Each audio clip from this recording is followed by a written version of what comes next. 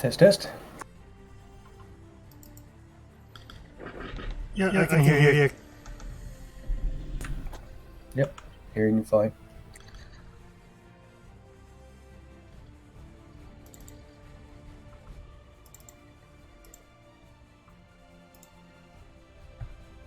So yeah, we'll see how it goes today with 3 people, but you should be fine.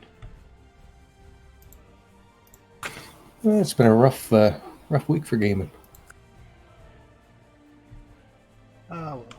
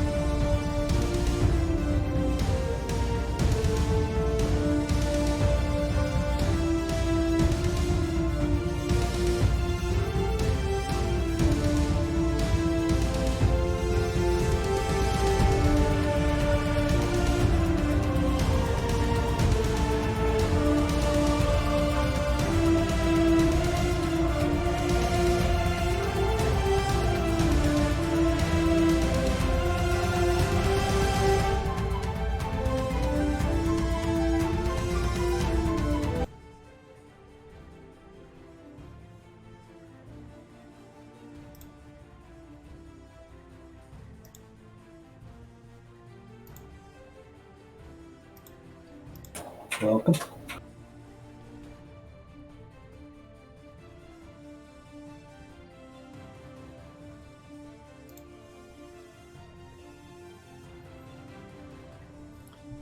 Hello. Meow.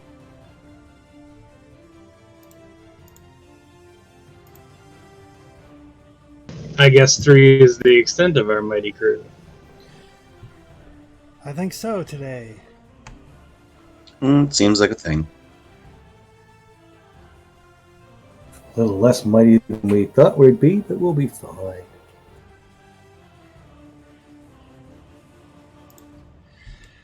Yeah, I'm sure you'll be fine. Yeah, as long as there's no like T-Rexes and stuff, right?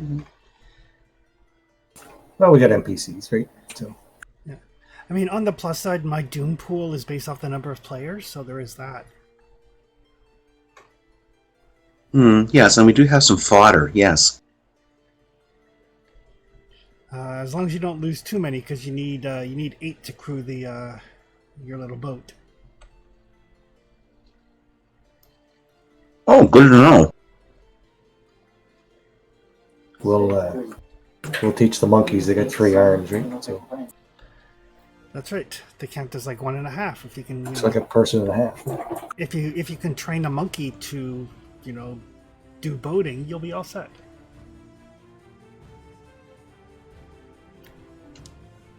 Wow, that sounds like a leadership challenge. Animal handling, actually. Hard pass. Yeah, I got target number 12. So Monkeys are only good for fireballing. That was what? That was like 7 years ago that you got ambushed by monkeys in the Isle Dread. Never forget. Never forgive. So as a quick recap, last time you guys had, for a variety of reasons, found yourselves on board a ship called the Ebony Rose, sailing out of Mysantia in Argos. The primary purpose of the ship, it was traveling down to Shem to drop off a young Argosian noble, merchant's daughter, for her wedding. Along the way, though, you were besieged by pirates under the captainage of a Herj Deimos and some sort of a sorcerer that was associated with him.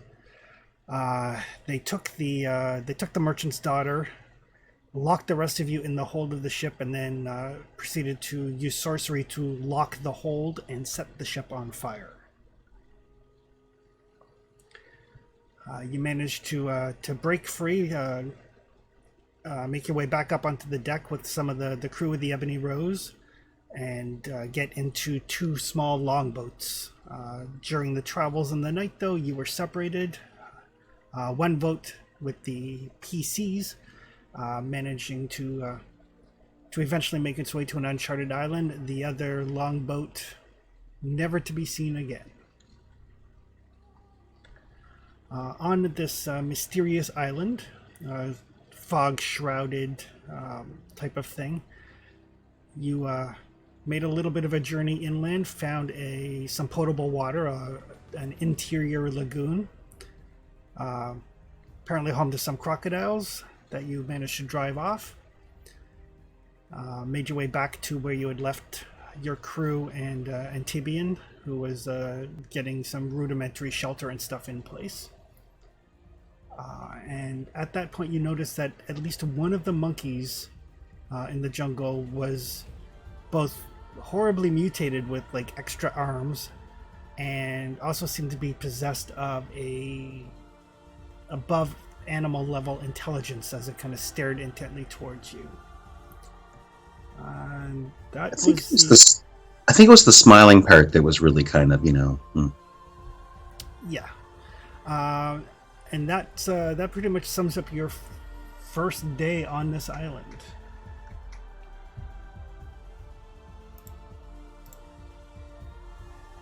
well, all right. How many other crew do we have? You have 1, 2, 3, 4. You have 5 crewmen plus the captain of the Ebony Rose, and Katrina, who is the handmaiden to the daughter. So 7 plus us, right? Yes, seven plus you guys. And how have we done making up? We made a little shelter of some sort. Yeah, you pulled the longboat up onto the shore, kind of inverted it to give you some shelter from the rain, and use it as the basis for an impromptu lean-to.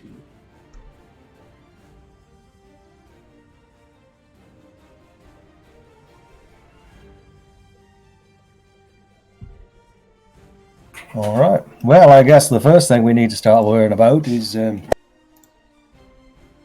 find a way off this island.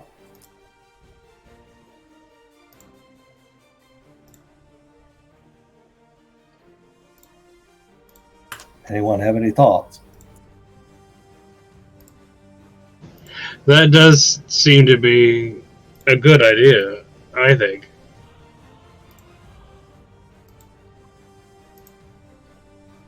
Yeah, clearly, it is. I come up with it. Aye, taking the time to scout around the island to see if there's anything. Hell, for all we know, there could be a small port here somewhere. I don't recognize exactly where we are, but we're not too far off the what are they, Bracket Isles. If we could find something a little bit larger, maybe we could make our way to there. It's probably where what's his nuts there. Deimos was heading. Oh, we can just keep calling him what's his nuts. Right. So I'm thinking that maybe we take a quick look around the immediate area. Maybe get the boys getting, some makeshift spears ready. Maybe build a signal fire in case we see a ship. Take a quick look around, and then we'll just pile on the boat and do a little excursion. How's that sound? Well, that sounds great. As a kind of a point, why don't we just allow Zach's character and Trevor's character to kind of manage what's going on here? Yeah, that's kind of what I was thinking, right? And the captain's wounded too, right? Exactly. Yeah, so Ragnar and TBN will basically start setting up some stuff to dry out those the skins you got from the alligators to see if they can't get them into something resembling shields. Ragnar does have a shield that TBN can use as kind of like the basis to make sure he gets the curvature and everything right. So that's what they will be doing. They'll be taking care of the creation of some spears, a couple of shields, and all of that sort of stuff.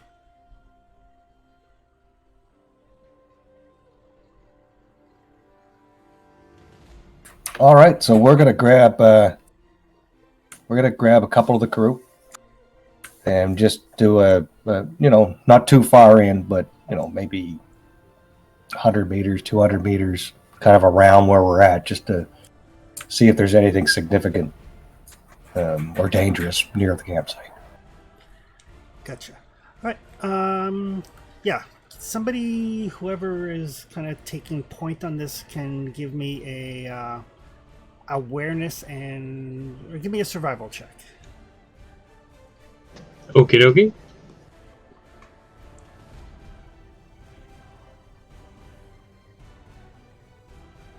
What's the difficulty? Difficulty is only 1.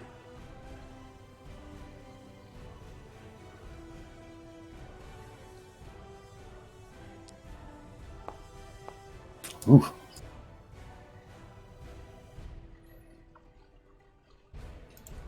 Well, shame we're not playing D&D.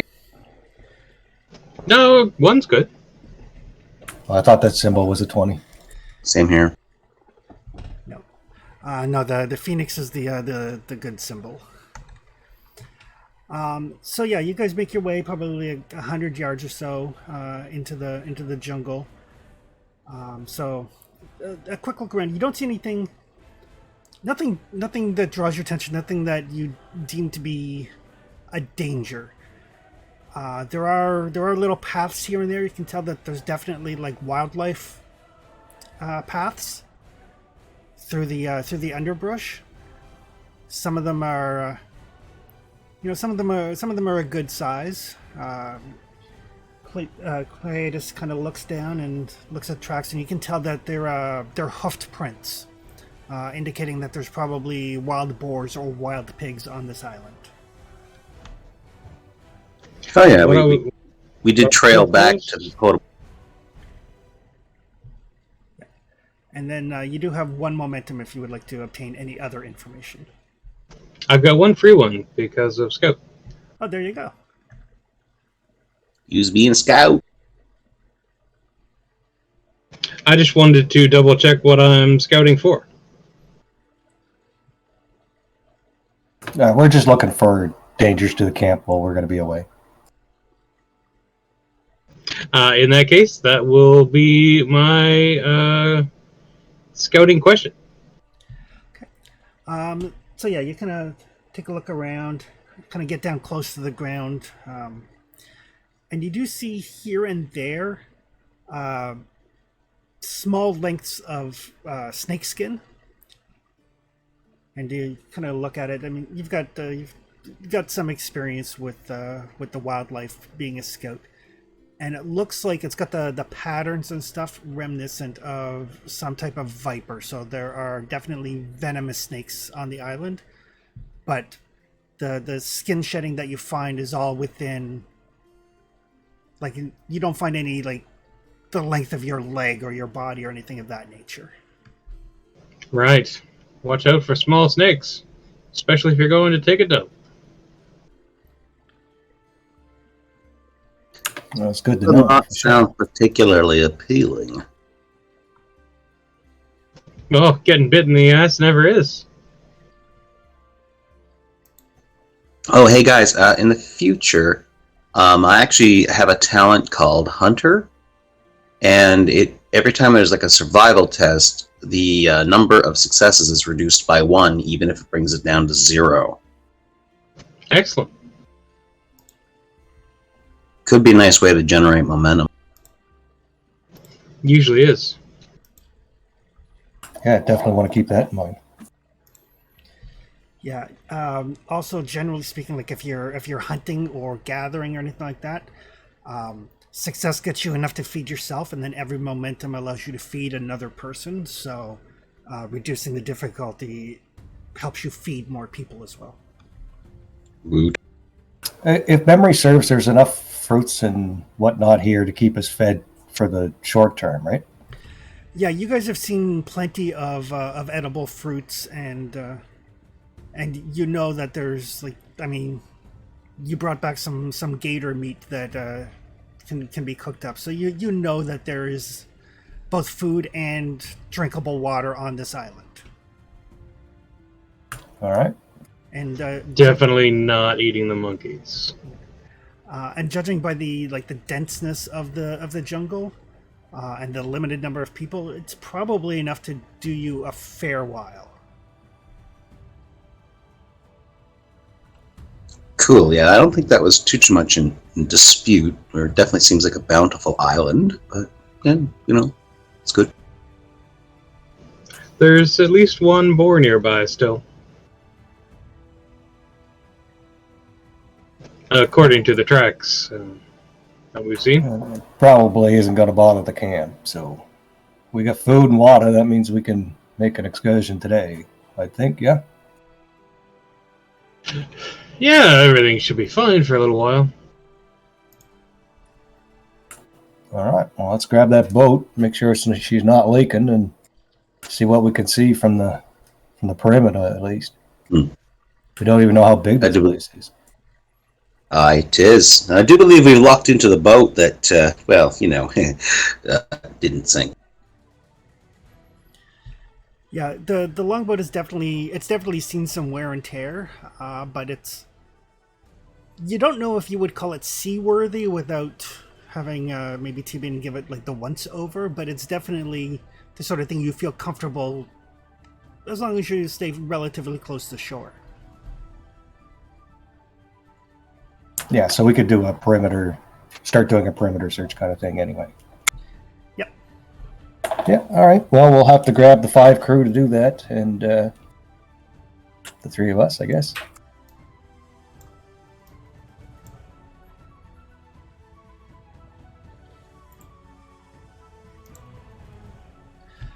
Alrighty. So you guys push off. At this point, it's probably getting on towards like early noon. The temperature is it's warm, but not unreasonably so. It's the sort of temperatures that you expect in this part of the world. Definitely things that you're used to.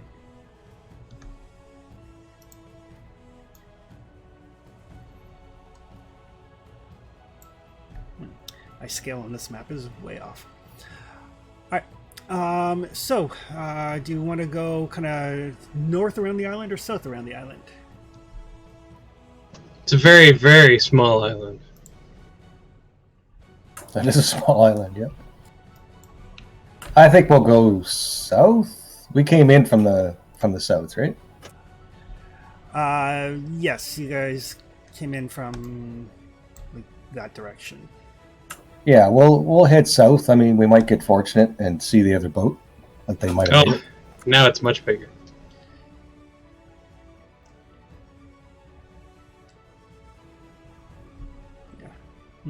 What if this is me do decimal points?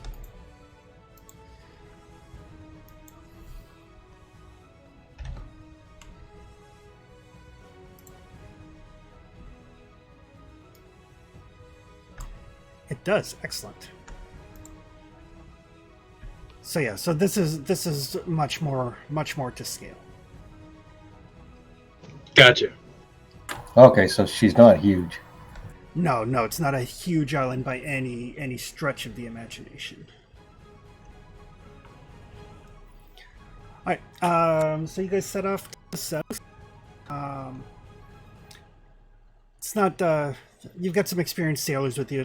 And the weather is calm and everything, so you don't know too much about the rough waters or anything. You travel around the south, and it leads into like the sea itself opens up into an interior lagoon, and your best estimate is that part of this lagoon is probably where you found the crocodiles. Oh, okay, yeah, I get you. So probably over like around there is where you found the crocodiles.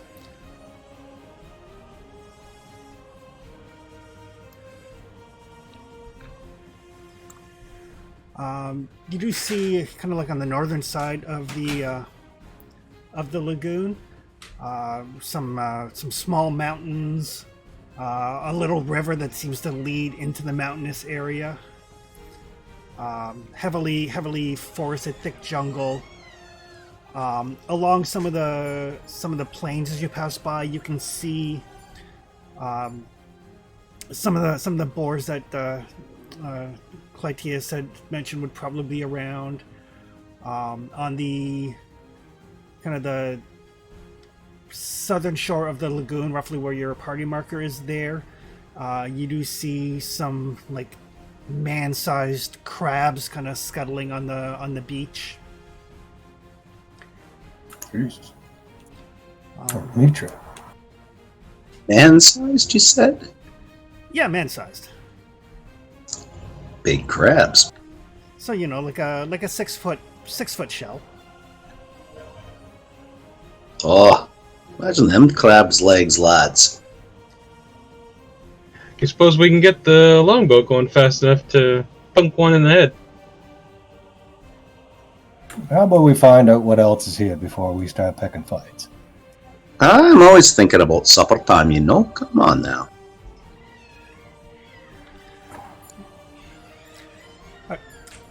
So yeah, it takes you the better part of the day to kind of like scout out the outside edge of the island.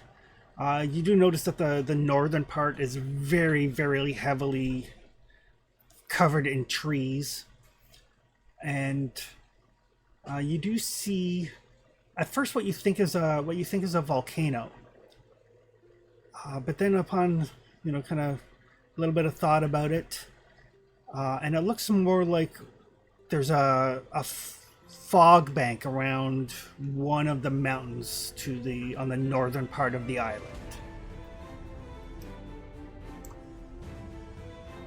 And it's a very, very thick fog that at first you kind of mistook for the smoke that would be coming out of a volcano, but then you look at it and the way it kind of like settles and the way it kind of moves and kind of flows down the mountain. It's definitely more of a fog than smoke.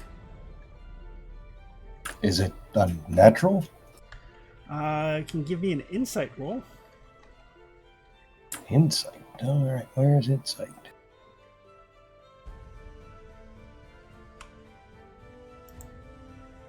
Yeah, if this place is cursed, that's where it came from.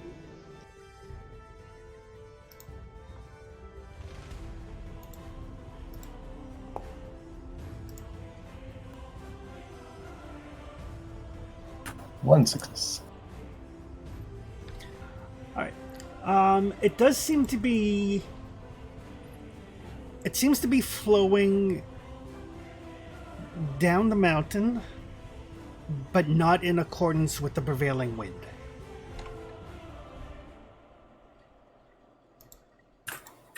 Well, my gold says that's where the monkeys live.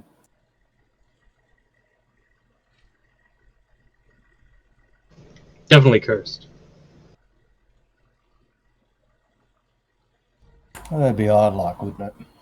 Yeah, certainly not natural at any rate.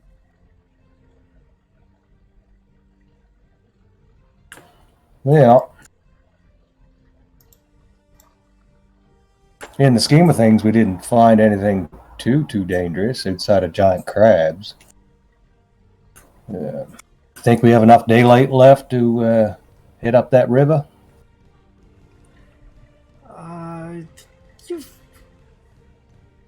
You think as long as you don't encounter anything, you should be okay. I mean, we might as well check it out. All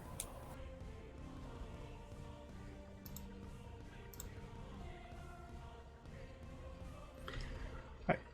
So you guys start making your way up this river, and it's, you know, there's the usual jungle noises you expect, the birds, the monkeys. You do see some of them like on the tree branches, watching you as you go by. Every once in a while, you know, a flock of birds takes off. But as you get to kind of the end of the river, where the river kind of flows down into the sea, or the start point, I guess, for the river, it becomes eerily quiet.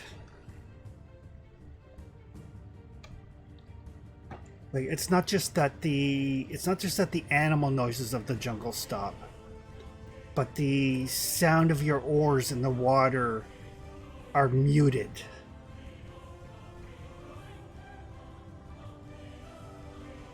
All right, boys, don't lose your nerve. Just keep your eyes and wits about you.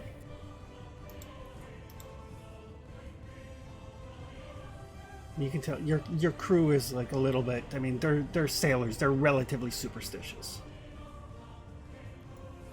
I'm not counting on inspiring leader to give them a little soak from being cowards. I mean, they're only afraid because it's cursed. It's obviously cursed. When you mention curse, there is some muttering amongst the crew.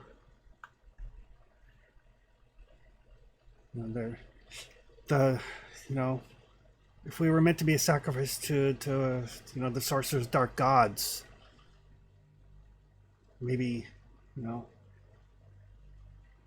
that's why we're here. Gentlemen, next one that voices opinion like that has to speak with Claudius in person. And I guarantee you're not going to like that conversation. Does everyone understand me? There's some grumblings of like, yes, Captain. You're not entirely sure, but you know from experience that sailors tend to be very superstitious. Oh, for sure. I'll make a roll to browbeat them if I have to. Yeah, give me a command roll.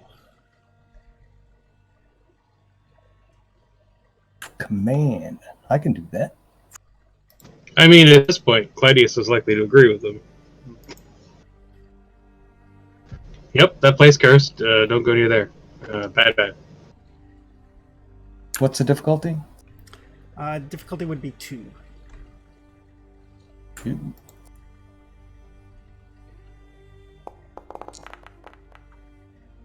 I'll re-roll that d20 with my captain.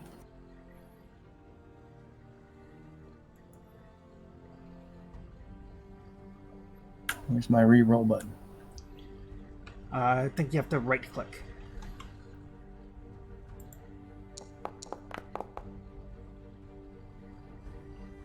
Only one success. All right.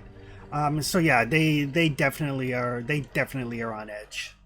And just as the you give this speech, and you can see them. They start to relax. A little bit, just the tiniest bit, and then kind of echoing through this little valley where the river starts. You like this screech of a howler monkey in the distance, and then like a couple of echoing screeches here and there, and they don't quite start rowing back the way you came, but their eyes do flick to the captain and then kind of look in that direction. What, you gotta turn around for a monkey?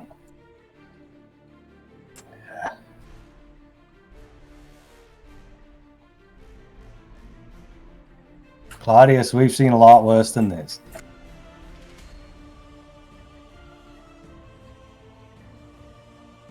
And no more talking about curses. It's just some still air, some little bit of quiet, and a stupid monkey yelling. It's all right. Come on, gentlemen. Let's keep going. So where are you heading to? You've made it all the way up the river to where it basically starts at the mountains. Yeah, we're just basically doing a scout mission, right? So we're trying to see what we can see. The goal was hopefully to find a wreck. So we haven't found a wreck. We need to know what we have to work with before we can make a plan for tomorrow morning. Yeah. All right. So as you kind of like make your way back down the river and kind of scout the western side or the eastern side of the lagoon back towards open water, you do see the remnants of a dock, like the little. The wood is long since rotted away, but you can see the sunken stone pillars that would have supported the dock. Civilization. Well, at least there was people here at some point. Oh, well, you know these islands are like the haven for pirates. It could have been something for a while ago, but you never know. So, I mean, someone did some stonework here. Probably worth looking at, don't you agree? Aye, it is. We should just get up there and have a look. All right, boys, put your back into it. If nothing else, perhaps we can find some tools. These things can help us with our endeavor. Right now, I'd take a dagger, even a rope. Aye.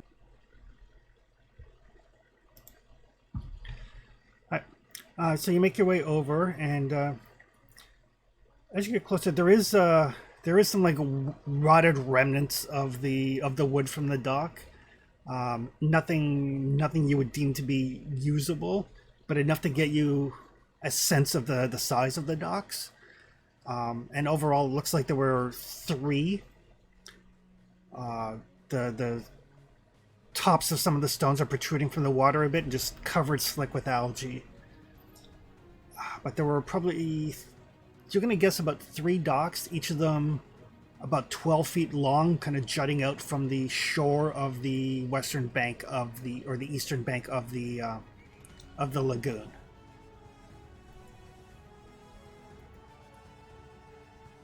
To the trained sailors, judging by the spacing, they don't look like they were big enough for larger ships. So certainly no warships or galleys or anything of that nature, but it could definitely hold like a smaller merchant vessel, very similar to the size of the Ebony Rose, something in the Carrack size.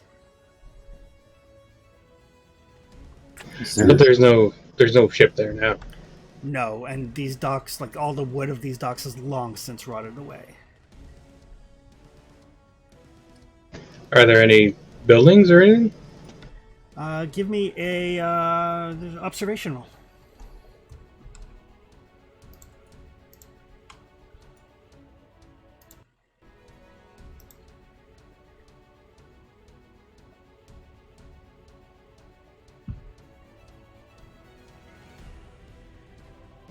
Yeah, that's one. All right. So kind of like scan the shoreline. You don't see any buildings. You do see like the stone Oh. foundations. I do get to re-roll one dice. All right. 2 hits. Haha. All right. So that'll give you momentum in case you have any other questions. But you do see the stone foundations for what was probably 3 or 4 buildings. A partial stone wall. Again, long since kind of like weathered with age and inclement weather. And you do see some flat stone placements in the ground, partially covered over by grass and other plant life. You had found some of those previously in the jungle on your way to the lagoon. But in this case, seeing them in context with the remnants of the buildings and the docks, it is the old remnants of a pathway. I guess I'll use momentum for. Does there appear to be anything that looks useful?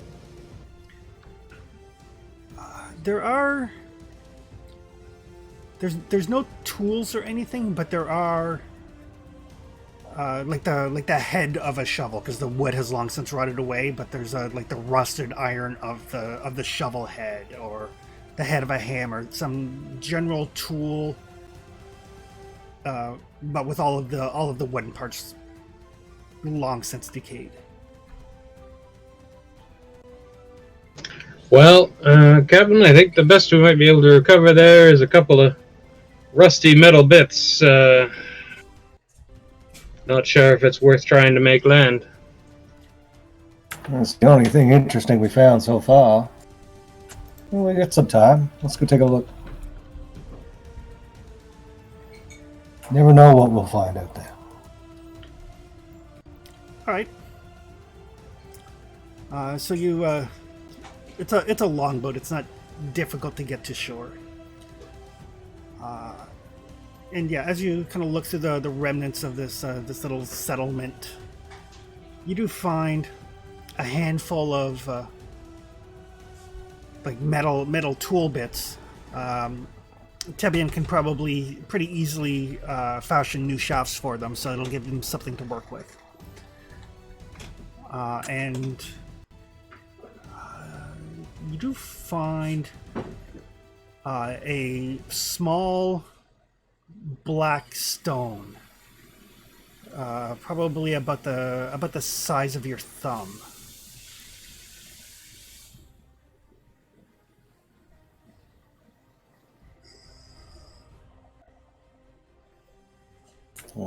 Okay.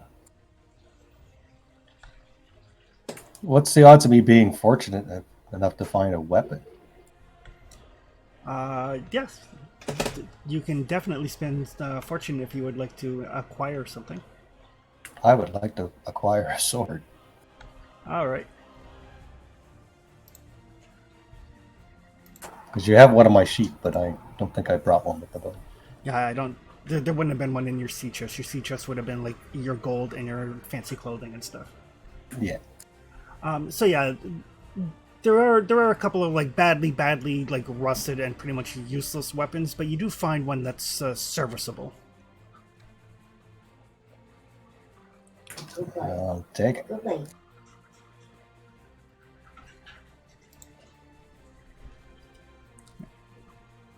So these paths, can we tell where they're going?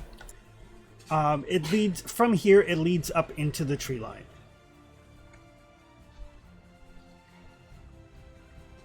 What do you think, gentlemen? You want to go take a look, or do you want to come back in the morning? Well, we might as well test while we're here now. I mean, like, the thing is this is probably like a small dockyard area. It's possible the paths could lead to what could have been a town at some point. Looks like a pirate cove to me.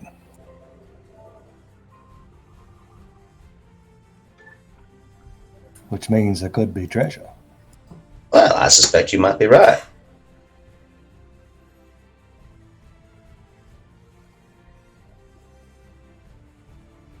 So we're gonna form up and start following the path. Okay. Somebody can give me a difficulty 2 observation check. Alrighty.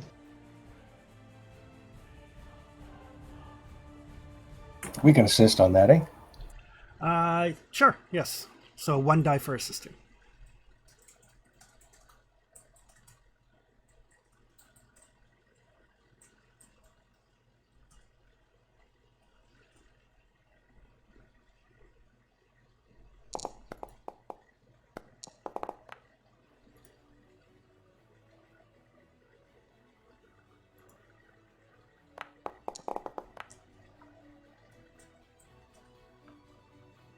There we go. 1 success for me. Alright, so you follow these steps for a little while, and as they start to get into the jungle, they do become more covered over, a little bit harder to kind of spot and follow, as it's very obvious that some of these are missing, or they're so deeply overgrown that you just can't spot them. But between the two of you, you can tell that they do lead at a steady incline, basically into the jungle, and then kind of into like some tree-covered hills. They are probably leading you up the mountain range that you saw from your scouting. I'll use my free information gathering to see if there is any further settlement up here, any further civilization. No signs of any buildings or foundations or anything of that nature. Just these sporadic step markers. Right, then we'll report. It doesn't seem to be anything much of civilization up here, Captain. I'd say it leads up the mountain a ways. Hard to say how far. I'm not sure there's much to check out up there. Oh, the gods know it's probably some weird temple worshipping scenario. Well, whatever's up there, it's the most interesting thing on this island, but I don't want to be stuck out here after dark. Maybe we'll head back, try again in the morning. Alright, sounds like a plan. I got some crocodile to cook up. Not looking forward to it. Maybe we can grab one of those crabs on the way by. I don't know. I'm not really too much in having a tussle with a man-sized crab. That might be dangerous. Yeah, I suppose we'll start with the crocodile. All right, so you guys can make it back to your camp just as like dusk is settling in. So plenty of time to like cook up some crocodile, have some food, set up a little bit of a fire both for warmth and light. Yeah, we'll get a big fire set up just in case there's a ship that goes by. Something that we could signal, make a lot of smoke.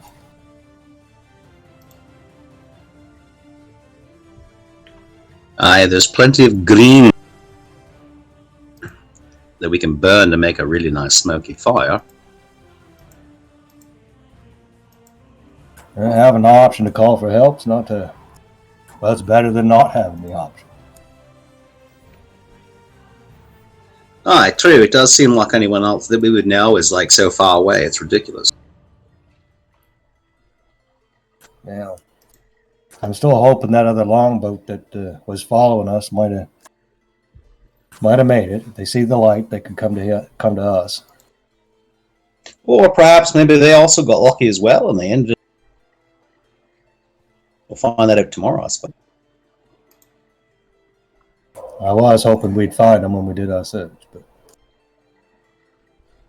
Well, we still got more than half the island to scout, so around the edge, or it seems anyways. I'll find out more tomorrow. How'd those shields come out anyway? Let me see.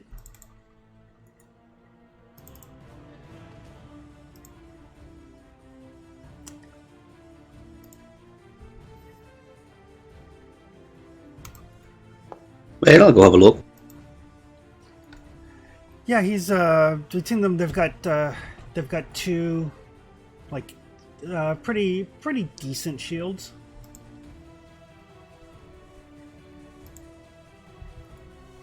That's better than the ones we got. So I guess Captain and Rory will take one. Aye. As I say, something is better than nothing.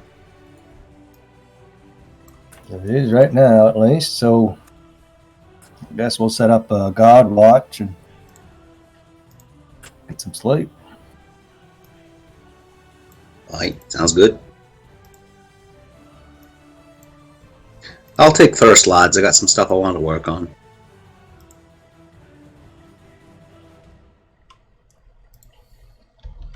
All right. Claudius, you'll take second. I'll take third. We'll divide up the crew members amongst us. Right, the dog watch it is then. Oh boy. All right. So who is on? Well, actually, first of all, Rory, since you're taking first watch, what would you like to do while you're on watch? Well, I'd like to dip into my alchemical bag of stuff, and we'll see what we can make some petty enchantments. Alrighty. What would you like to make?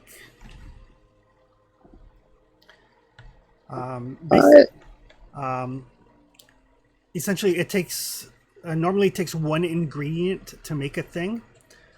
Because of your dabbler talent, you can make more powerful things, but they cost you like 3 times as many ingredients, so you're somewhat limited there. Yep. Now, do I figure between what I have and what maybe I can, scrounge from around the area, burning liquid, possibly?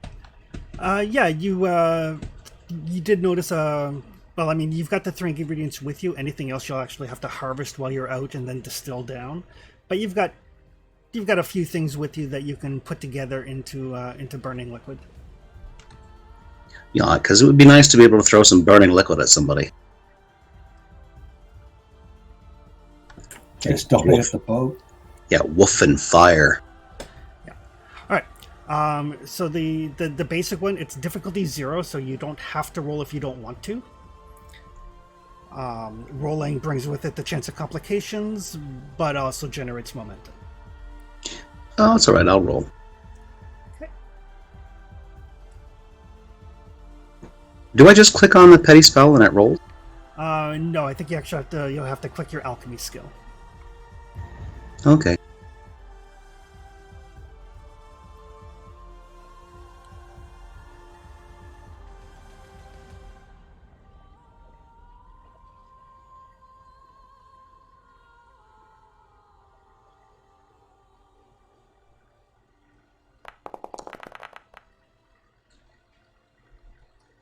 Alrighty. So without a hitch, those you managed to put these together. These are pretty basic alchemical recipes as far as Rory's concerned. Mm-hmm. So it'll take you, essentially it takes you all of your watch. I mean, you are still keeping your eye open, but you're kind of finessing these ingredients down into something far more volatile. You're like, if I take this and I mix it with some, some seawater for some salination, and these berries over here look like they're highly combustible. So you can use up to. You only have 3 ingredients, so you can make up to 3 of the difficulty 0 burning liquid. I will. And just as a note, with your alchemy talent, you can use your alchemy skill instead of your ranged weapon skill if you want to throw them. Yeah, that's what I'd hope for. Something's burning. Yeah. So who's taking the second watch? Claudius. All right. So you get up after a couple hours sleep, kind of like shake the sand out of your boots. There's a very noticeable kind of alcoholic chemical scent in the air. Where are you holding out on this? Oh, laddie, I'd share if I would, but this is not like you think. I'm afraid this would probably just burn you alive from the inside out if you tried to drink it. All right, then we'll save it for later, I guess. Oh, laddie, it's for throwing at people and watching them go in flames. It's should be wonderful. Okay, yeah, for later.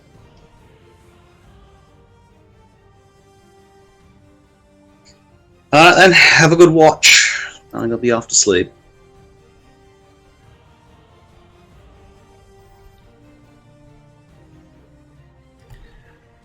Alrighty. Clytius, you can give me an observation check.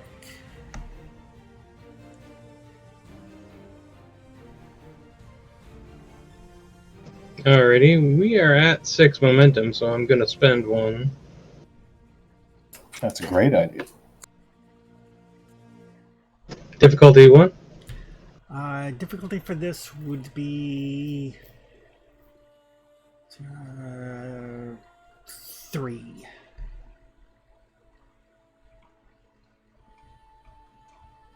Damn troglodytes. Or monkeys, sorry. Yeah, they're small and hard to see.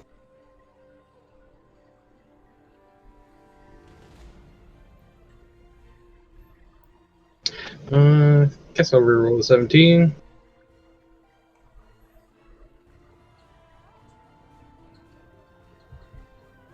Well done. There we go.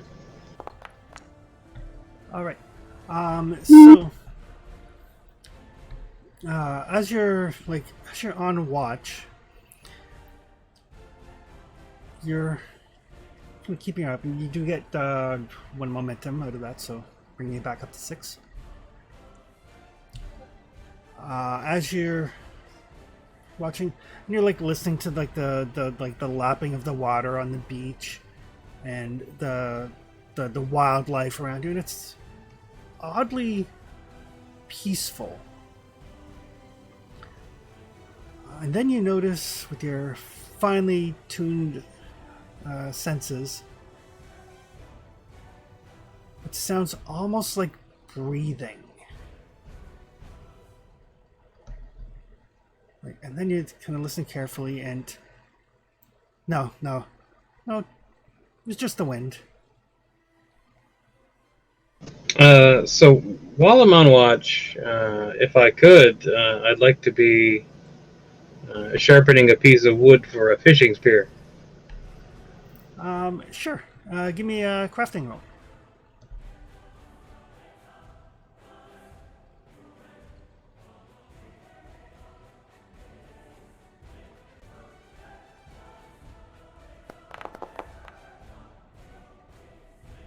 Nope.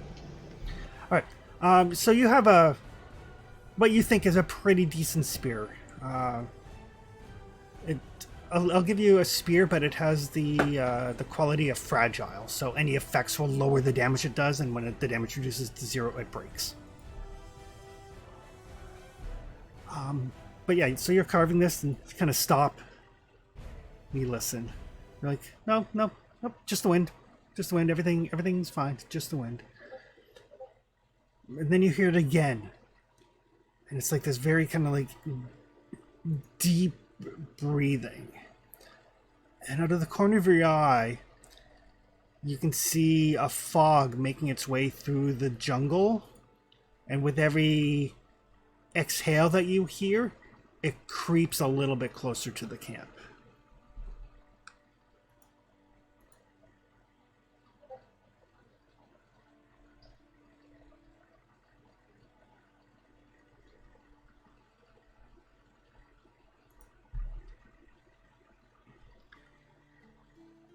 And as it kind of reaches the edge of the tree line, you see shapes moving in it.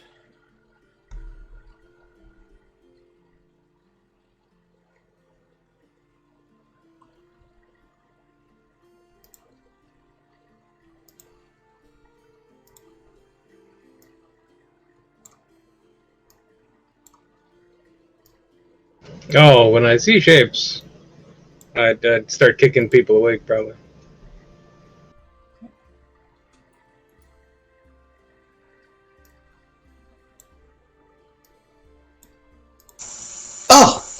Oi, what you getting at? Savages are attacking. Yeah, crap. And so yeah, as people kind of come to wake, you can see this thick fog kind of rolling in from the jungle, and it's coming in pulses, and you guys can all hear this like inhale and exhale, and with every inhale the fog rolls back ever so slightly, and then with every exhale it moves further forward than it was. The fog is definitely moving in time with this sound. So this is very similar to the fog we saw from the mountain, eh? Very much so. Lovely. And moving through the fog, you can see these shapes moving. They're probably about 2.5, 3 feet tall. Definitely multi-limbed, tailed, and they're like swinging from the trees. And as they get closer and they see Clytea starting to react to this, they start chittering back and forth, and it's definitely the same sounds you heard from the howler monkeys earlier. But with that, we will go into some initiative-y type things. Cursed monkeys. Check. So you guys are up first.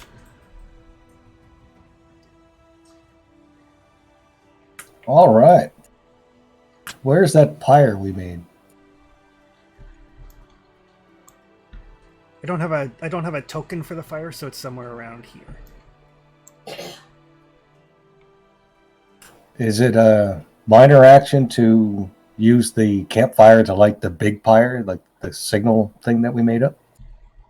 To get lots of light in here? That would be a major action. Okay. Yeah, so I will move.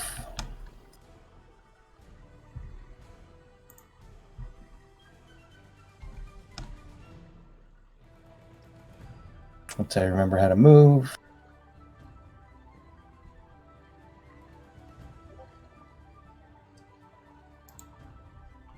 There we go. And light up the big fire.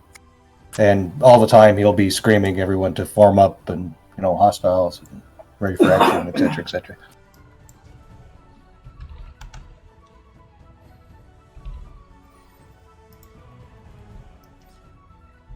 All right.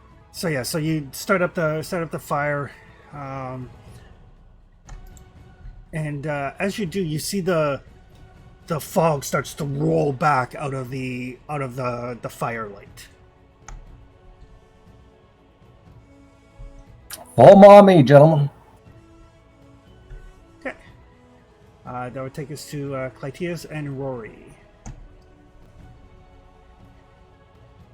Now I see that we're all on the beach. Have they come out yet, or are they still back in the trees a bit? A couple of them are back in the trees. Some of them have come out onto the beach, and you can see now these are very clearly some sort of warped or mutated howler monkey. Some of them have like extra arms. Some of them have like spider eyes. Some of them have like vestigial wings.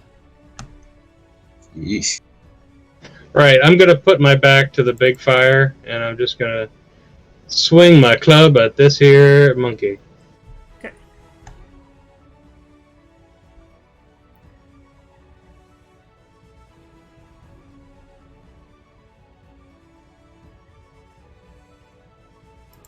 Difficulty 1? Yes, difficulty 1.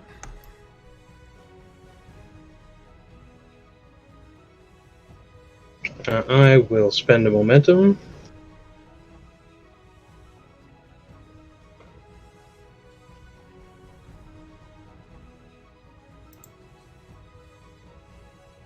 Nope. That should have rolled 2 dice.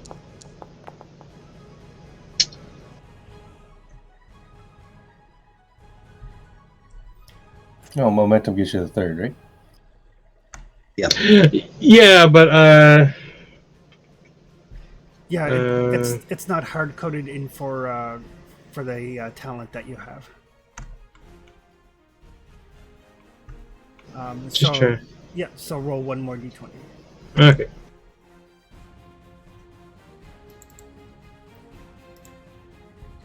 Yeah, it's the is it no mercy? I think so, yeah. So No, it's Death Blade. All right. right. That's an extra hit though. All right. 4 successes will give you 3 momentum. Cool.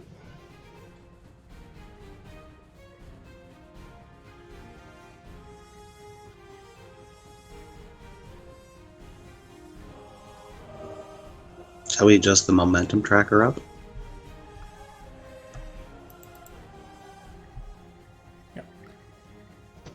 So how many momentum is that after we hit cap? You +1, I think. Yeah, one more. All right, I'll spend that on damage. Okay.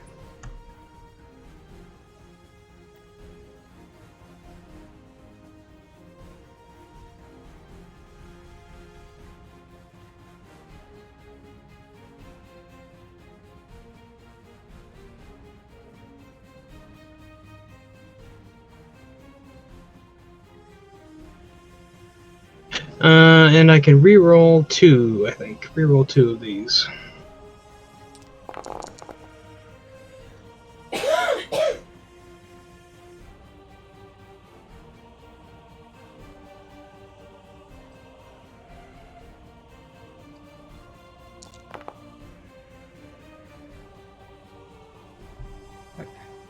Woof. Rolling balls. Yeah.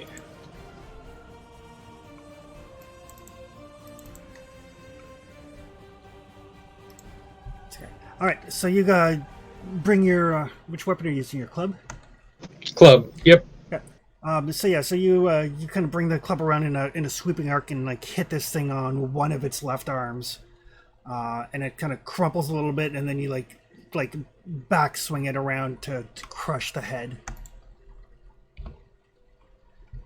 and it will drop. Oh, that's more satisfying than I thought. All right, Rory. So, can the burning fire, is it like a splash over an area, or is it just for one target, or what? I believe it's only single target. Okie dokie. They're not too tough. I also think I will use a momentum to give me an extra dice.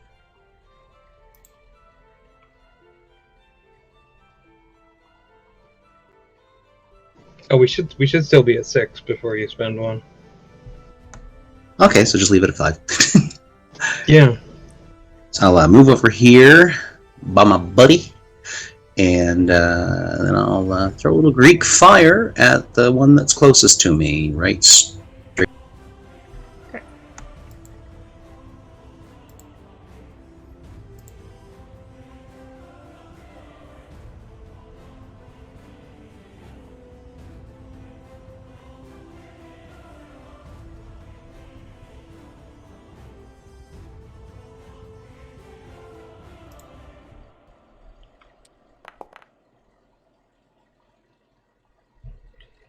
Alrighty.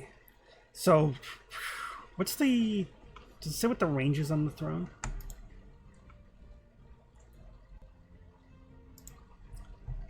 Don't know if it's medium or close. But regardless. So yeah, this a vial flies across and shatters all over him. It does 3 damage. So you'd have to just roll 3d6 conventionally, I think. I don't know if the...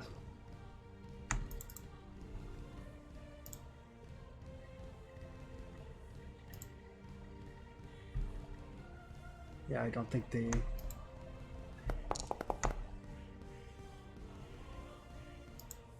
Alright, so it's going to be 2 damage, but then an effect, and it has Incendiary and Spread. So that means 2 damage, another location takes 1 damage, and it is on fire, and will take damage each turn. Nice. Does spread it to another location or another... Spread is another location on the same target. Right. It's napalm, basically. Yeah.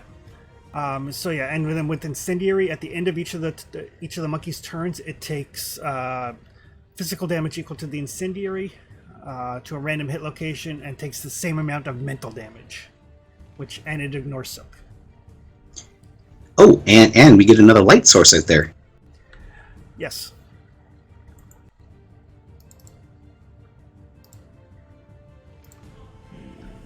I love the smell of burning fur in the morning. Smells like victory. I mean, honestly, I could do without it.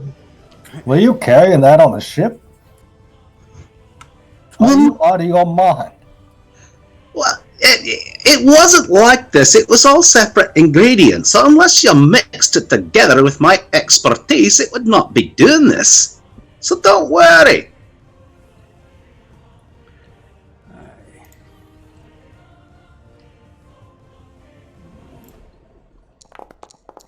I mean, honestly, I'd be more worried about what I was putting in the food to experiment with certain potions on the crew. I mean...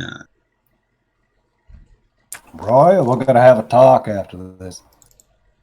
Oh, laddie, I'm just kidding. You have to learn to take a joke. So Ragnar gets up and basically, along with some of the crewmen, kind of forms up a little unit.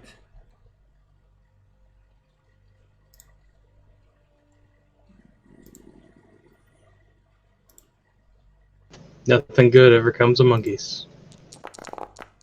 Just the way it is.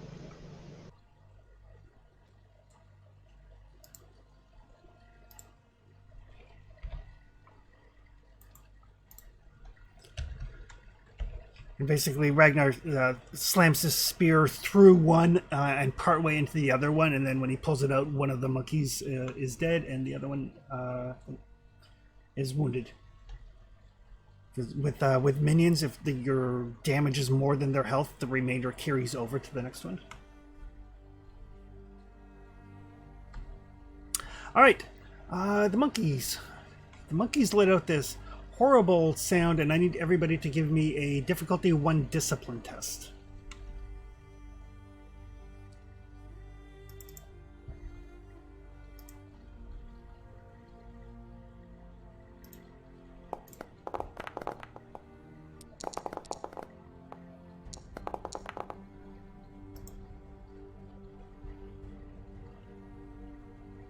Looks like everything checks out here.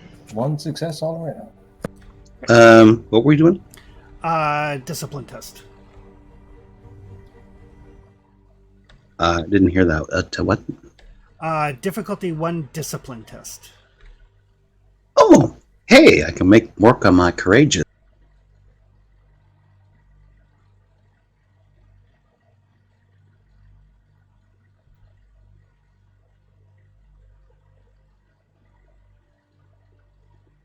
Okay, I get to roll a single D20. Nice.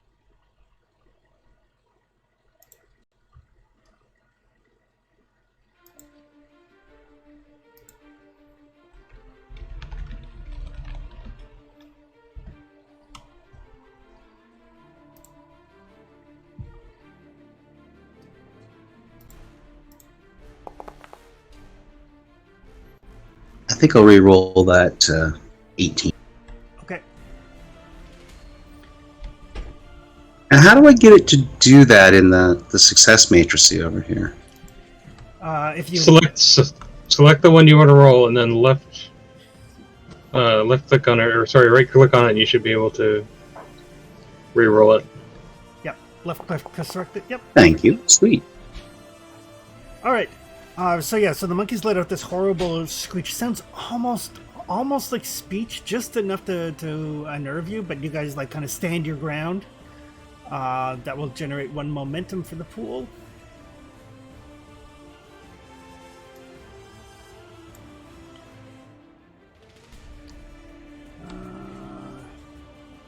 Who are the monkeys? The monkeys as a group. I mean, they're the monkeys. People say they monkey around. I don't know if they want to attack. Well, hopefully they're too busy singing to put anybody down. I'm just saying. Hey, Well, you get yeah. a song out of that.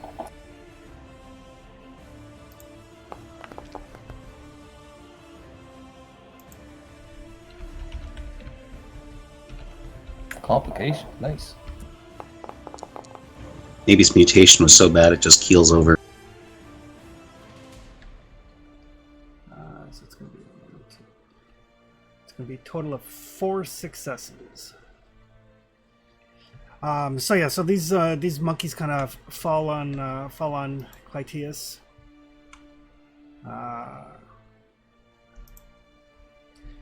4 successes. They needed 2, so they get 2 momentum. They'll spend 2 momentum for damage.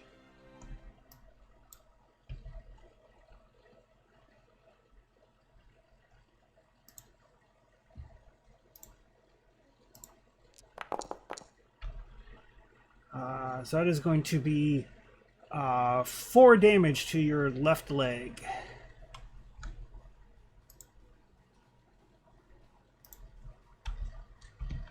Okay, well, I don't have any armor. Apparently they're ankle biters.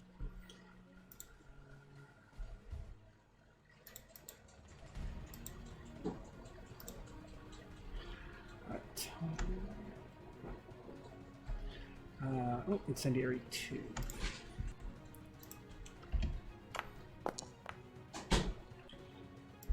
So the guy that's on fire, with his last breath, as he the flames consume him, and as he falls, one of his buddies trips over him and catches himself on fire. Yeah, the fire keeps rolling. All right, back around to you guys.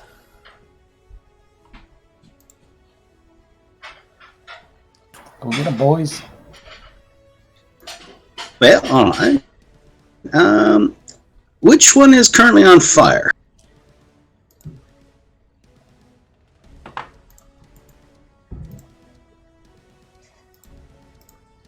That one.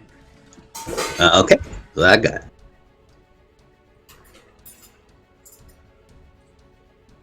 Well, I'd say the other buddy that's over there by the tree, that longbow tree, I think he needs some fire.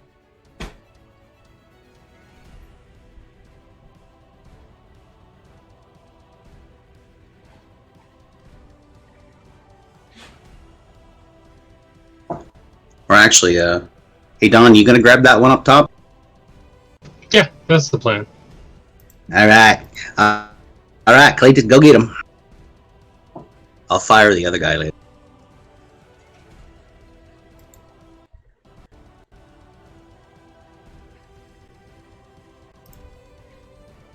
Alright, I'll spend 1 to add 2. Okay.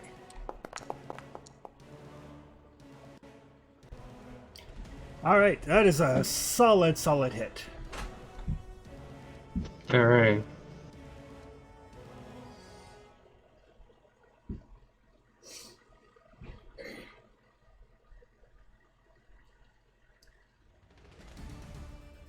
What are we at for momentum now? You just generated 3. That'll bring you up to 5. Okay.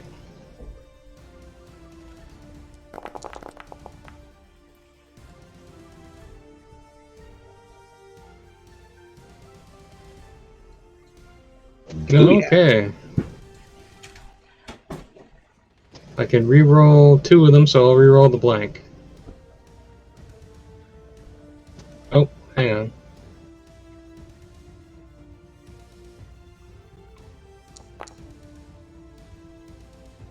Hey, there we go. Alright, so that's a total of 6 damage.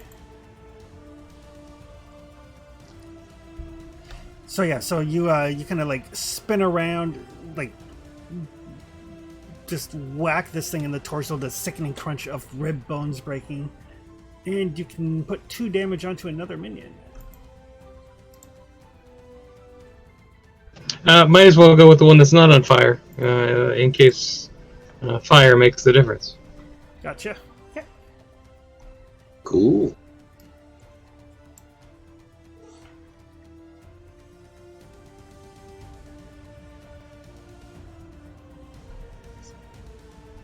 And I will get a good line of sight, and I will set that other monkey ablaze. Gonna spend 1 momentum for an extra dice.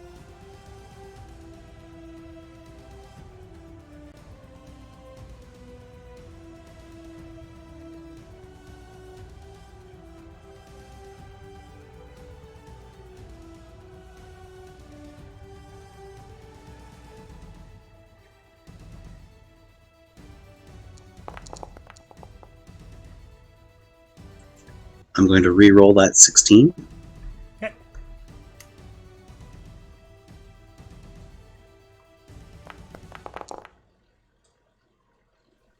Okay. Right. But still generates a momentum and does 3 dice of damage to that guy. Yeah, excellent. 2 momentum, and yeah, cool.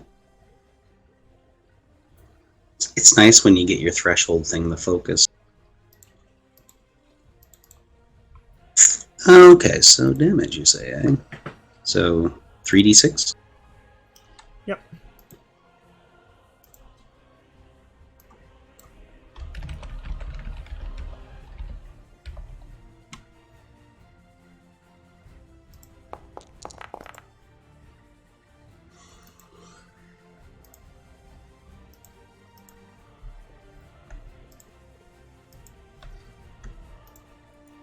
Alright, so it's going to be 1, 2, 3, and he's on fire. Something's burning.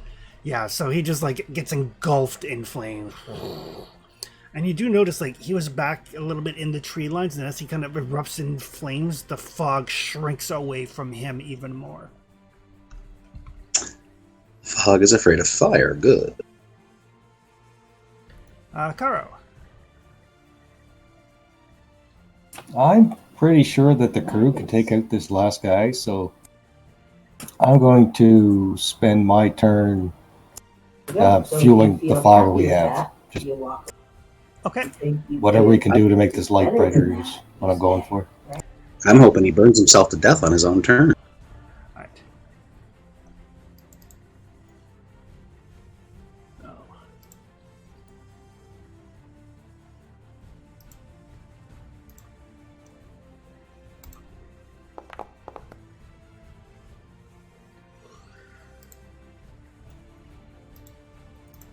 Yeah, that'll do.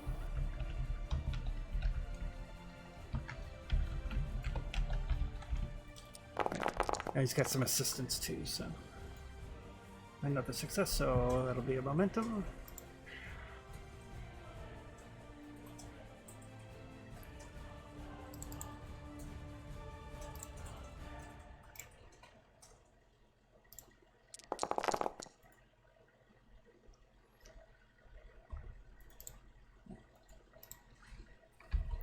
Well, that's what we call a public gooning. So yeah, so Ragnar basically with his little squad of men gets in there and basically brings the spear down through the monkey, impaling into the beach as the flames basically lick over it.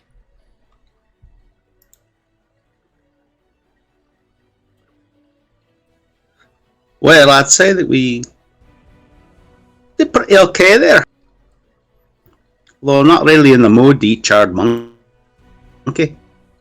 I don't think anyone wants to eat any of that, but Oh no, I suspect that that's some pretty ripe, spoiled stuff. All right, gentlemen, let's get this fire going. Make it bright enough for Mitra to see it. I can get behind that, yeah. Well, yeah, as it seems like the fog, it doesn't seem to really light the fire too much.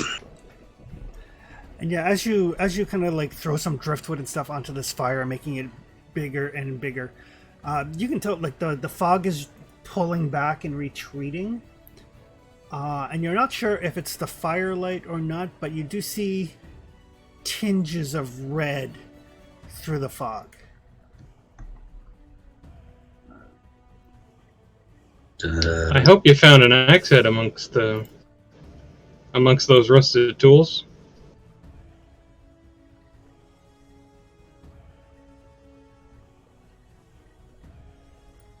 Because we're definitely going to need to chop down some more wood.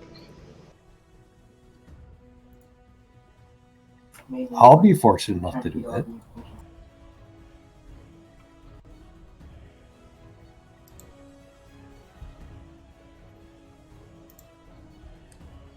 If we have to spend fortune for an axe head.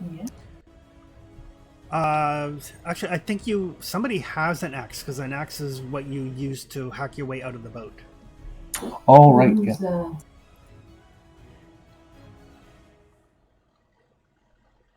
Yeah. So we're gonna make a good old fashioned Carlton County redneck fire. All right. Look, big fire. Not a problem. Right, I'm gonna go back to bed. Yeah, Ragnar's like, wake me up when it's time for me to take a watch, and he tumbles back to bed.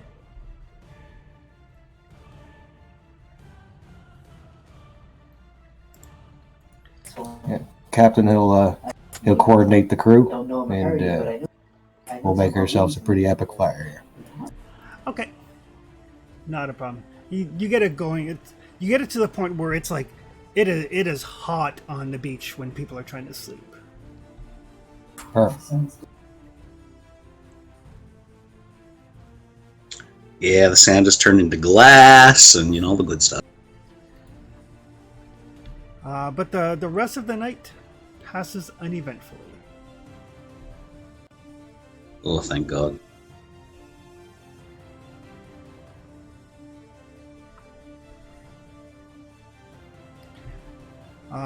And when you guys get up in the morning, the monkeys that you slaughtered the night before, it's hard to tell with the ones that were burnt to a crisp, but the two that Clytius destroyed, the only reason that you know that they were monkeys is there's these little like tufts of fur amongst these little piles of goop. Aye, they melted? They seem to have become piles of a liquid-like fleshy substance. Yeah. The ones that were killed by fire, though, are like exactly the sort of thing you would expect, like a charred skeletal thing. Okay, so the burned ones left behind traces of their existence, but the other ones didn't. Other than goop. Does that make any sense to you, Roy? Well, it's possible we could be dealing with something a wee bit sorcerous, perhaps. Some kind of a strange abomination. I do not think this is naturally occurring. You don't say. Well, try not to sound so enthused. Well, Chris, is there any way I can kind of look at this and try to kind of guesstimate what it kind of is, maybe? You can give me a sorcery test.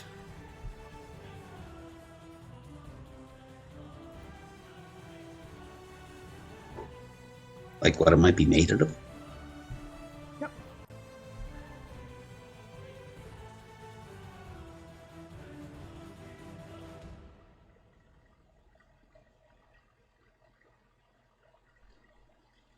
So would I roll alchemical for that or something else? Sorcery.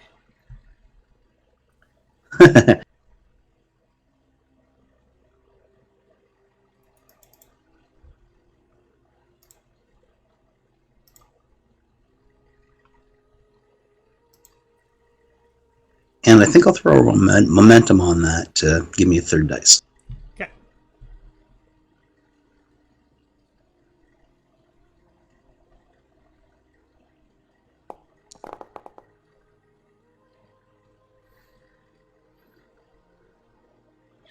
Alright. Thanks. So yeah, you're like looking through this, and there's enough kind of like fur, and you find like a couple of teeth that are left. It definitely was made of monkey. But there's it was. I mean, you've read a little. You've spent some time with some unsavory folks in your past, and these things have definitely been touched by something of the outer dark. Oh, lads, this is not really great. These poor animals have definitely been touched by something from the outer dark. It's someone has worked some sorcerous magic on these things.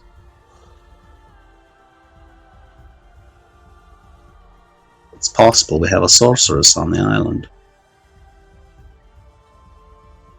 Well, given the fog and storm we had to sail in, there must be something unusual happening.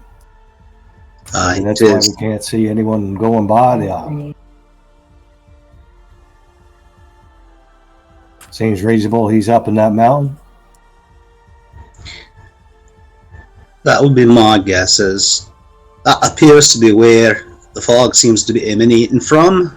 It doesn't seem to like either the light or the fire, or whether it's both, I do not know. But yeah, it's quite possible that where we are could possibly be cut off from the rest of the world. We'll have to do something about that. Can you make any more of those little fire bombs? Well, I still have one, but I'm sure I can cobble together some ingredients for another one. All right, take a couple of crews, see if you can put them to good use. Let's make up some torches. If there's a sorcerer keeping us on this island, I aim to kill him. Yeah. Well, it's a good idea, Lottie. One less sorcerer in the world is a good thing. All right. Alright, so I'm going to get down to distilling some stuff, making the materials that I need to make more. Alright, so it's kind of a two-part process, because first of all you have to find some ingredients. Yep. Which in this case is a survival check to find the proper herbs and the like. Alrighty. Which Rory's really good at. Yeah, what am I looking at? Let me see. It is a thick jungle, so it is a difficulty of 1. Alright, and my hunter ability rotates that down to 0. Yep. And the way it works Spend some momentum. So a success will get you, basically you find a plant that you can use, and every point of momentum will get you additional plants and herbs that can be used. Excellent. I will spend a momentum to get another dice.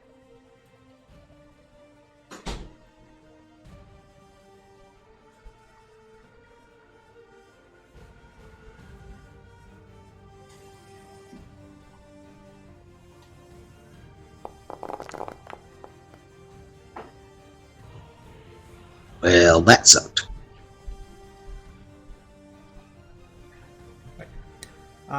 So you do find You do find 2, plus if you want to spend into the 2 momentum that's there.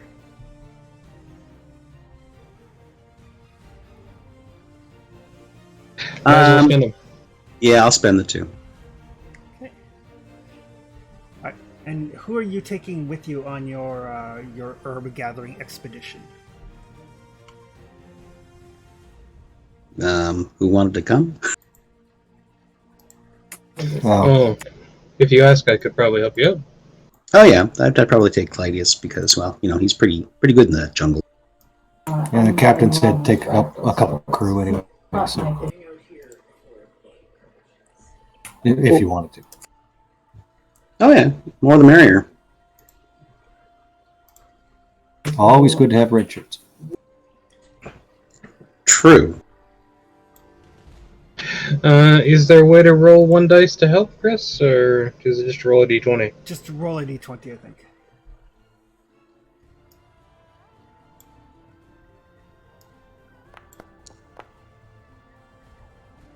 Yep, that'll get us another success. All right. So that will find you 3 ingredients that can be distilled down.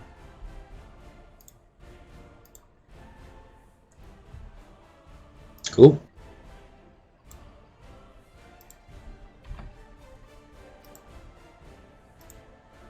And that will be just a second here since you rolled a complication. Yeah, something's probably found us.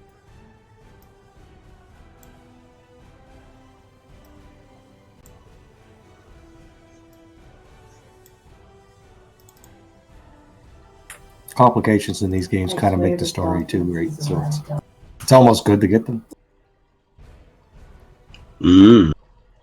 Says the guy that stayed back at the beach. Well, yeah, maybe all the buys. He was managing.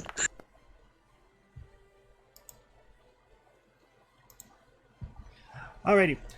So as you guys you're making your way through the jungle, and you do find a couple of berries in the lake that seem to have a very almost like a phosphorescent quality, like exposure to air under non-controlled circumstances causes them to kind of like poof.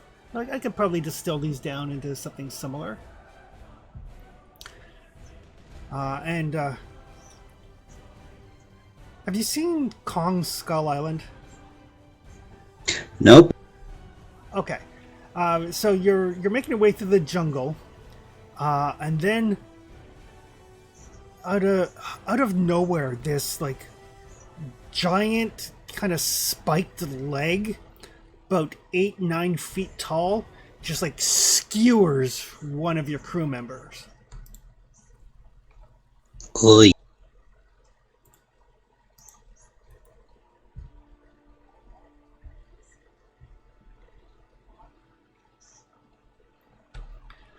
And moving through the tree tops and basically dropping down on webs, you see 3 very large spiders.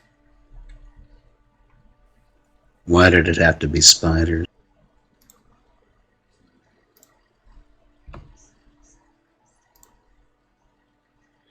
But you guys are up. Spiders and monkeys go together. You think? I mean, naturally. Ew. Yeah, and like these things are big enough, like where their legs come and bend. Like if their leg is out straight, it's probably about 8 or 9 feet long. So when it bends, they're about 4 feet off the ground. Oh shit!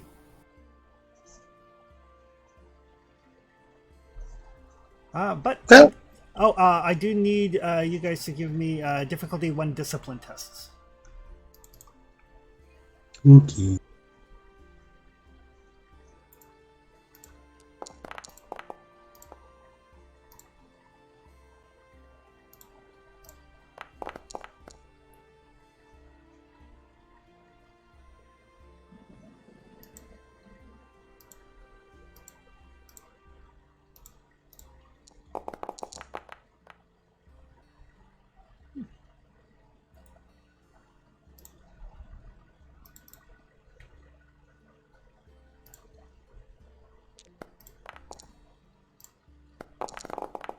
Gonna re-roll that 15.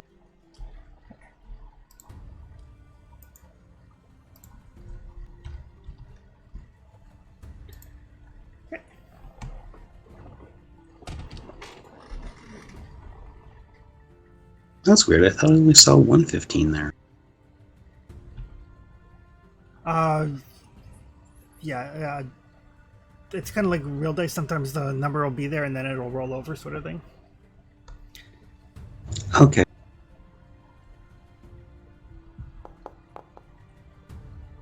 There you go. Bet.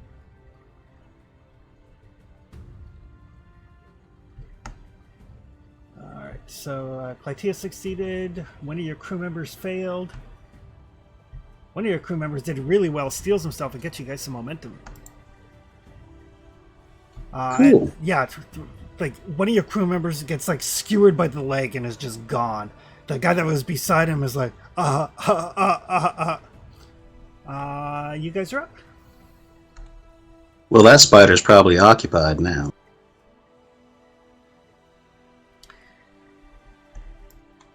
Yes. Yeah. This one here is about to start eating a crew member.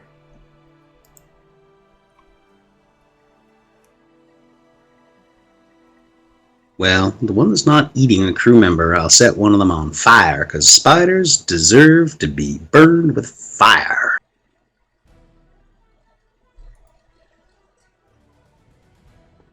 And I'm going to take a momentum for third dice. Okay.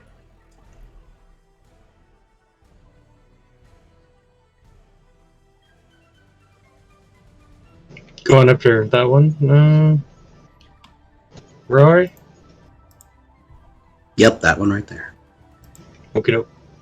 I'll mark that one. That's the one that's like about to start eating your crew member, so. Oh, okay. I don't want to burn the crew member, so one that's not with a crew member eating it. Whether you burn the crew member or not is largely irrelevant. He just got a giant spider leg through his torso. Oh, I look at that and go, well, we ain't going to be able to stitch that back. Fair enough. So we'll knock him.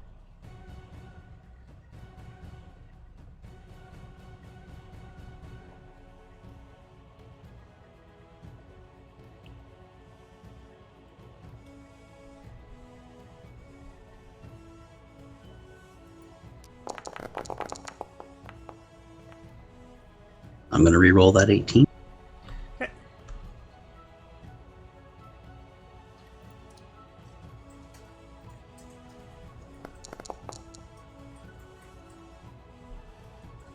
Alrighty. So that will, Spend one, get two. yep. So that will be 2 momentum and some 3 dice of damage.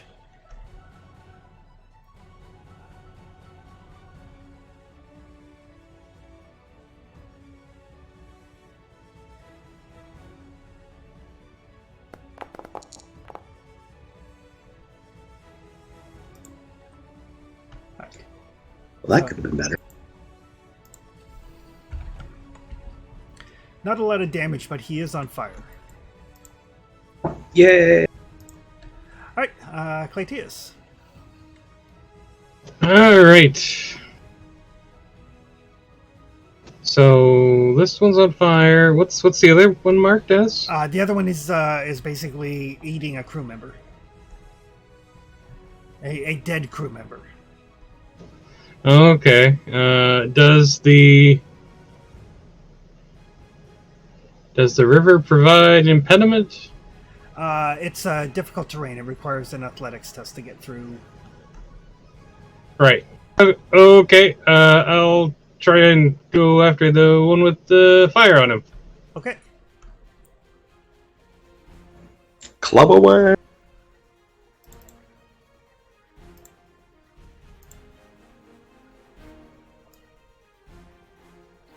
I'll spend 1, but not 2.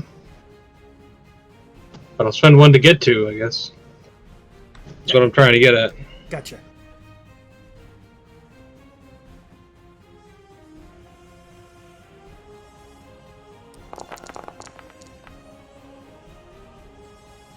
All right, that will get you 2 momentum. Cool.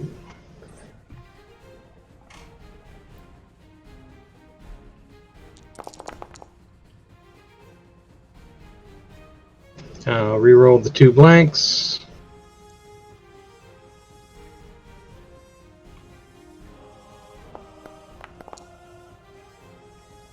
Excellent. So that's 1, 2, 3, 4, 5, 6, 7.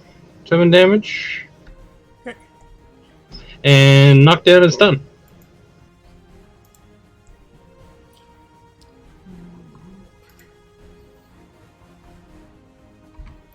All right. So you just kind of like run through the underbrush and bring this this club down, knock a couple of the legs out from underneath it, and then like squish its like spidery head underneath your boot heel. Oh, this club getting some good mileage on it. Should become your signature weapon.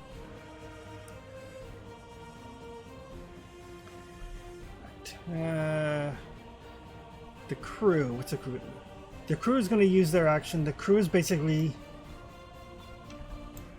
they're gonna form up into a squad with Clytius. They're like, this guy, he knows what's right. He knows this island is cursed. We gotta stick with him. He'll make sure we get off. So they will each add a d20 to your roll, but it doesn't count for your maximum of 5. Sweet. This spider down here is going to it's going to essentially kind of like vomit up its stomach acids to melt its thing to start eating a crew member, which is highly, highly unnerving.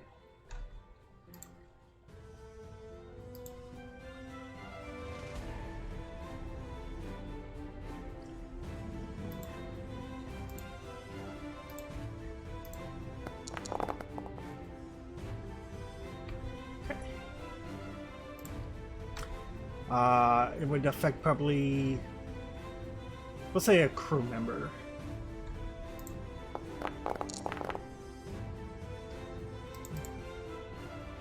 He's fine.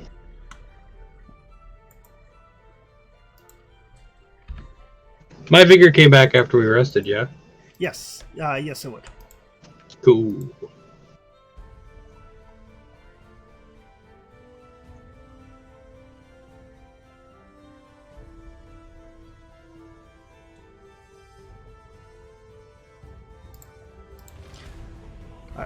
So one of the crew member comes like running over to join into the group, and he kind of looks over as he sees this and just kind of like drops, just faints dead away.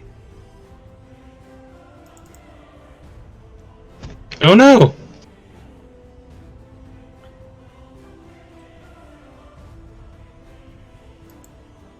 It was probably Chicole. And this other spider over here. I think we're supposed to have 3 momentum, aren't we, Chris? Currently? Yes. Is going to spin some webs over towards Rory. Eek.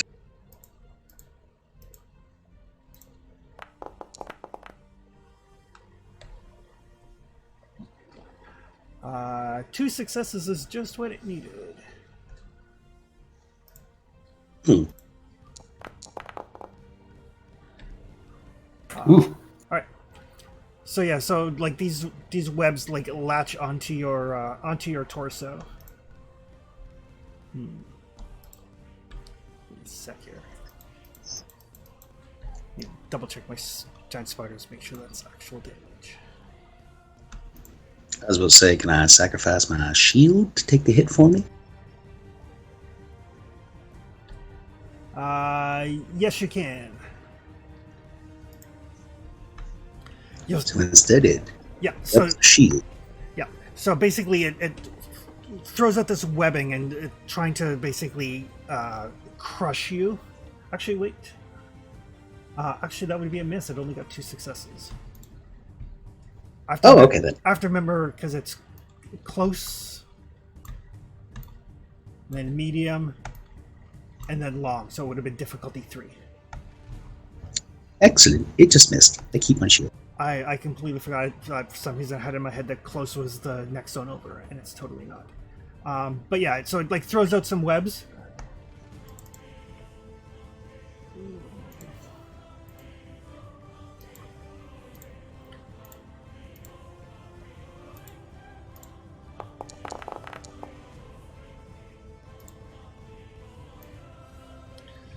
And it starts to make its way across the river, but the current is too strong for it, and it ends up basically being kind of pushed down. It's going to have to like make an athletics check to actually move next time. Back around to you guys.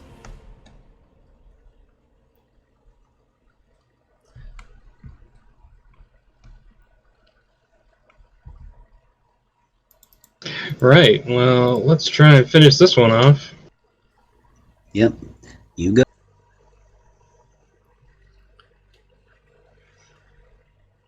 Yeah, as you get close, you see that it's the crew member that it's eating is largely dissolved. Yeah, Ew. don't want to be there. So I get one from crewman guy. Help me out. I will roll for him. Okay. So he will give you an additional success. Cool. I'll spend 1 to get 2.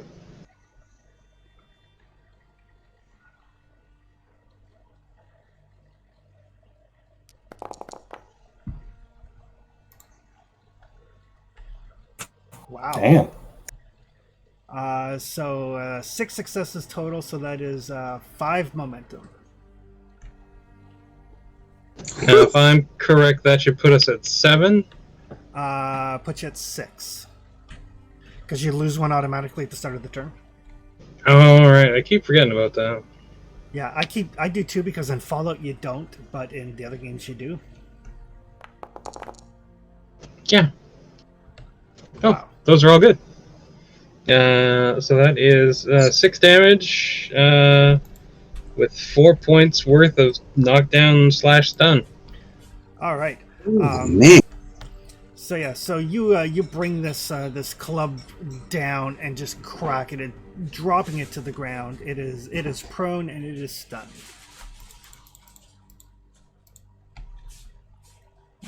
That will bring us to Rory. Well, since I still have my shield, I'll wield my scimitar and I'll wander on over and I'll see if I can send it off to its good night. Reduces your difficulty, I think, with it being prone, right? It gives you 2 bonus momentum. Oh, 2 bonus momentum. Ooh, which I can spend for 2 bonus dice? Yes. Oh, I will totally do that then.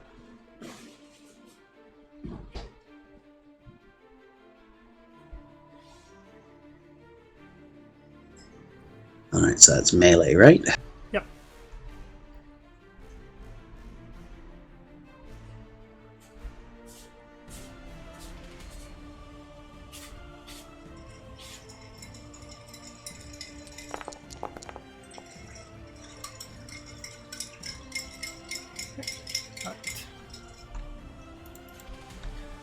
So that will give you 2 momentum as you bring your scimitar down.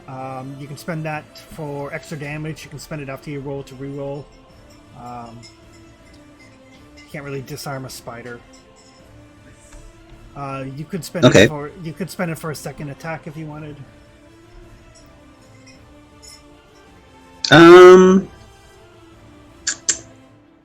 Why don't I spend it on extra damage? So under your belongings on your scimitar, it should have a thing for your damage. And then when you spend momentum, it's just flat +1 damage. It's not +1 die of damage.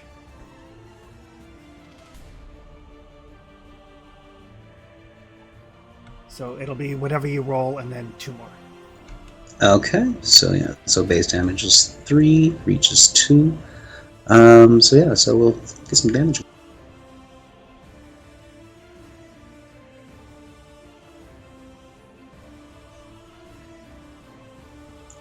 Now, okay. Pulls up the damage. There's nothing I put into it. It's got momentum at nothing, talent at nothing. Other has 1. Yeah, I don't know. I don't know if that's dice or flat out. So just roll it and see what happens. Exactly.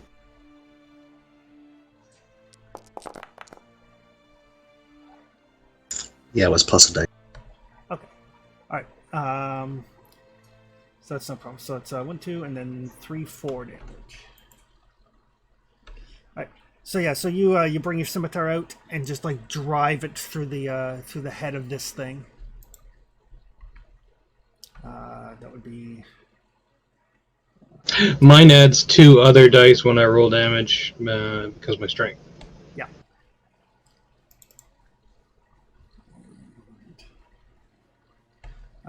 Rory's might actually, that might be where that plus Base 1. model. Because you do have a brawn of 9. That might Base be model close. club is not nearly that impressive. Oh, it totally is. Yeah, 9's a bonus dice. Okay, so that's where that plus 1 comes from. So Rory's fairly buff for a cook. So that's going to be 1, 2, 3, 4 damage. That'll be a second wound on it though, so that is enough to destroy it. Blood.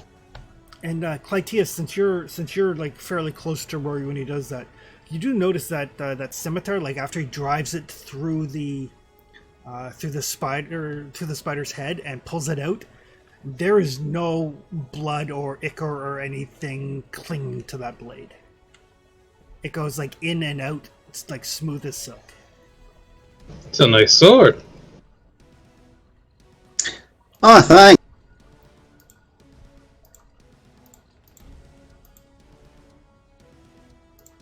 Before having to leave.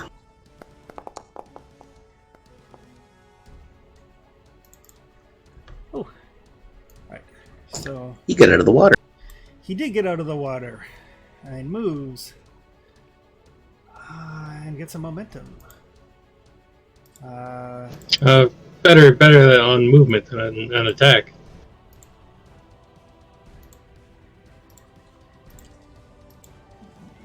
Yeah, that could have messed.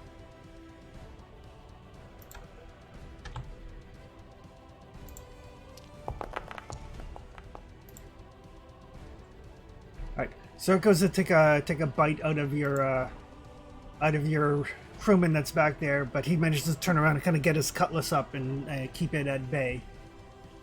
You've got a name. Believe in yourself. He may have to have a name after this. Alright, you guys are up. All right. We'll lead the charge. Go get him.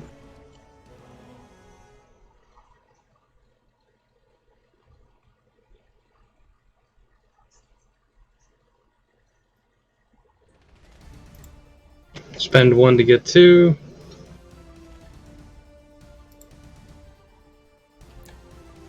Whew. You are a momentum machine, my friend. Well, that's the first step. Whew.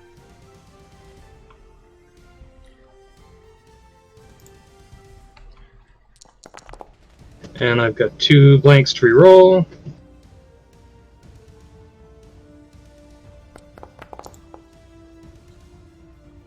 Alright, so that'll be 6 damage and 4 stun/knockdown. Okay. And you did generate 5 momentum if there's anything you'd like to do. I guess we'll just pump it into extra damage, the overflow. Alright, so it's going to be 3 more damage. Yep. So it's going to be 9 damage total. 9 total, yep. Always good to have someone that could smack someone. All right. So yeah. So you bring this club around and again just like drop this spider, like crushing one of its legs. Not quite enough to inflict 2 wounds to destroy it, but It is probably not long for this world.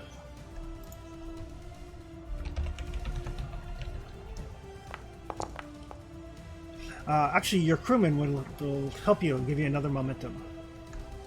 Alrighty, 1 more damage. That takes us to 10. Yep.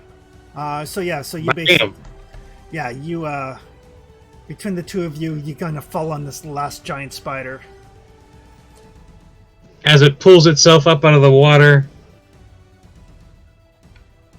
Pulls itself up out of the water and it kind of looms over the crewman, who gets his cutlass up in between its dripping fangs, keeping it at bay long enough for you to come around with the club, and then he drives the point of his scimitar into one of its beady little eyes as it's there on the ground. Good job. I'm going to begin harvesting for ingredients. Like from the spiders. That would be a survival test. Bingo. I'll give you a hint. Sweet. There's also that big batch of goo.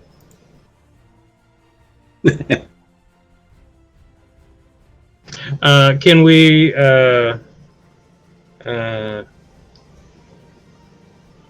get back our crewman that was taken out by brain damage? He is going to need some. He is going to need some counseling. The giant spiders was the final step. He's like, okay, cursed island. Okay. Oh, evil monkeys that turn into goop. Okay. The giant spider just killed my friend. That's fucked up. Oh, it just vomited all over him. I'm done. Yeah, well, the idea is to take him back to the captain, and the captain can fix him. I don't know.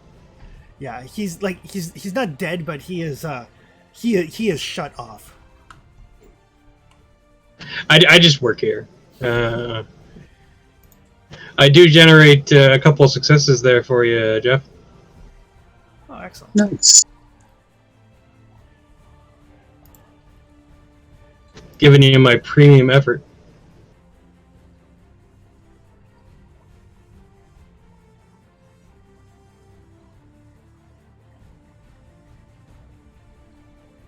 If anybody asks what the meat is, tell them it's spam.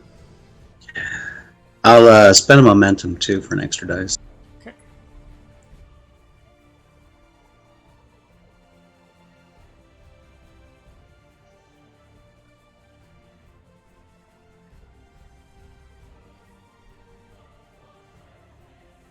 And my difficulty would be 0. Yep.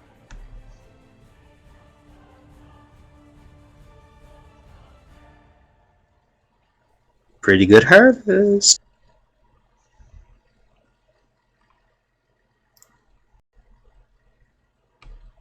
Alrighty. I'm kind of wondering if it's something like poisony type, Well, it's one of those things. It's as a trained alchemist, you could probably, I think, poisons would be something you could make. They would essentially have the persistent effect.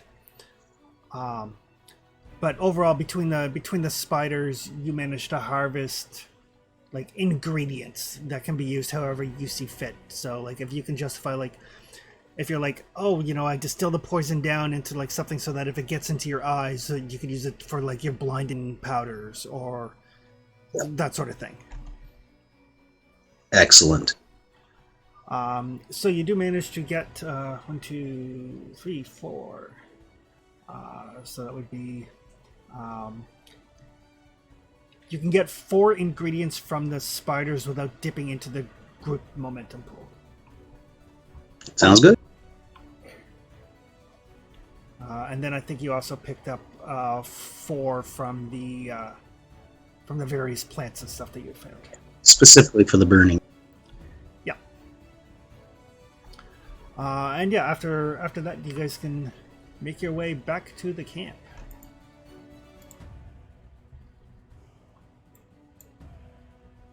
You might as well spend some momentum to get some extra resources if you want, Jeff. Yeah, I agree. Okay, sure. Why don't we spend how much men do we have? What, 6? Can't spend half. Full boat. Spend 3.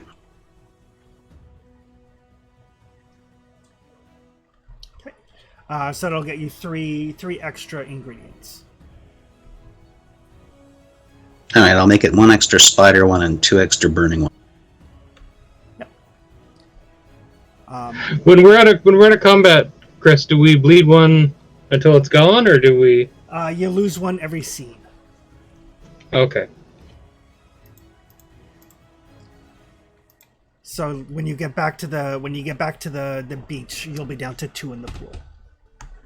Okay, so we still have a chance of holding on to one to start the next roll. And yeah, it basically simulates the fact that your adrenaline is starting to slow down, things are starting to calm, so on and so forth. I don't know if anybody's getting too calm around here. So Kara, what were you up to in the couple of hours they've been out harvesting stuff? Yeah, so Caro, he's a hard ass, right? He's a captain. He was a pirate captain at one point, so but he's a pretty personable guy. He's going to spend his time making sure the crew that stayed back or their needs are filled, calming them down, keeping people organized. Just listening to their stories. Telling a few of his own. Basically, just working on morale. Gotcha. All right. So the few things that you would pick up is very obviously the soldiers are very, very superstitious. You would pick up from Katrina. She is very she is quite worried about the what those ruffians might do to Emerina. But she doesn't come out and say it, but she does heavily insinuate that Emerina's father in Mesopotamia is very well off and would undoubtedly pay a handsome reward for her safe return. Yeah, Carol let her know that going to get Amarania. Yeah, getting her back is a matter of principle. It's a matter of pride. It's not about a reward, which you'll certainly take, but it's this captain needs to pay for the insult, and that's the theme he's going to give around the crew, to let everybody know that this guy did something that was against even a freebooter or a pirate code. You can't work with sorcerers. You can't light people on fire. There's rules, and the guy has to pay for it. That does help to bolster the crew somewhat, knowing, like I said, they're very superstitious, but knowing that their captain doesn't put up with that nonsense either, does do a fairly good job for morale. Yeah, so that's what he's doing, just working on morale, making connections. As this is happening, you do notice the captain of the Ebony Rose, Balka, is kind of watching and listening, and he kind of pulls you aside at one moment, and so I appreciate what you've done for me and my crew. And he kind of looks down, and he does have his wound has been treated, but it's not healed by any stretch. It's like I think this is probably my last voyage. But if we get off of this, and if you can get me someplace to safe, find a port for me, I know people, I know contacts, I have some business contacts. I think I'm done with my time at sea, but I'll definitely repay what I owe. Well, thank you, Cap. But let's make no mistake, this is your crew, and so are we. Now you're wounded, and I'll shoulder your burden for a while, but until we find ourselves a new ship, we're still following you, my friend. No, thank you for that. And once we get off this, he doesn't say cursed, but he kind of like mouths it, island. Um, we'll see what's what when we get to a more hospitable and safer environment. All right. Sounds like a plan. You just let me know what you need, and I'll make sure you'll get it. And give me an observation roll. Observation or insight? Observation.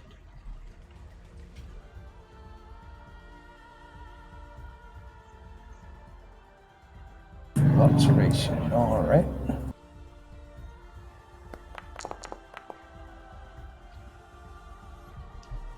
That's not a bad roll.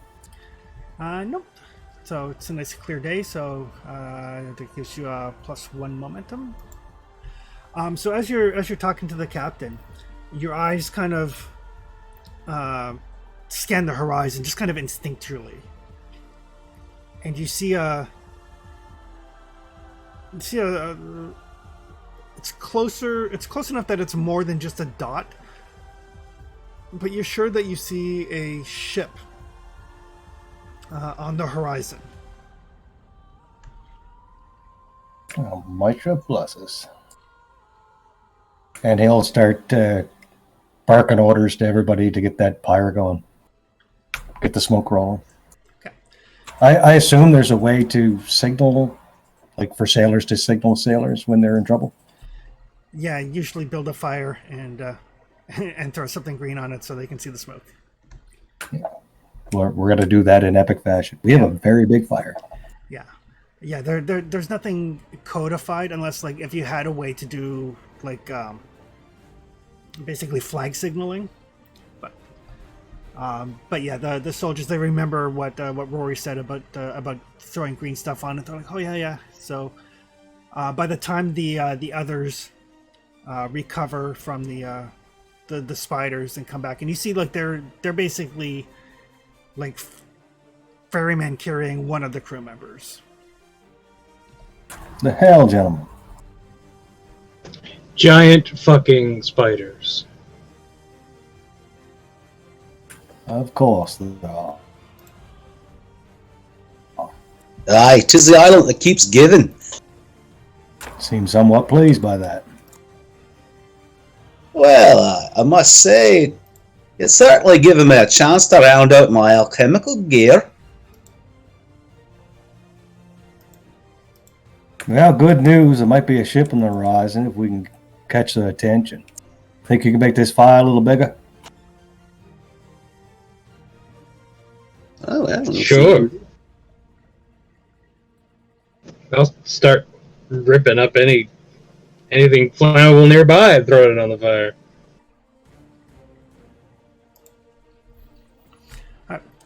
So you get the fire going.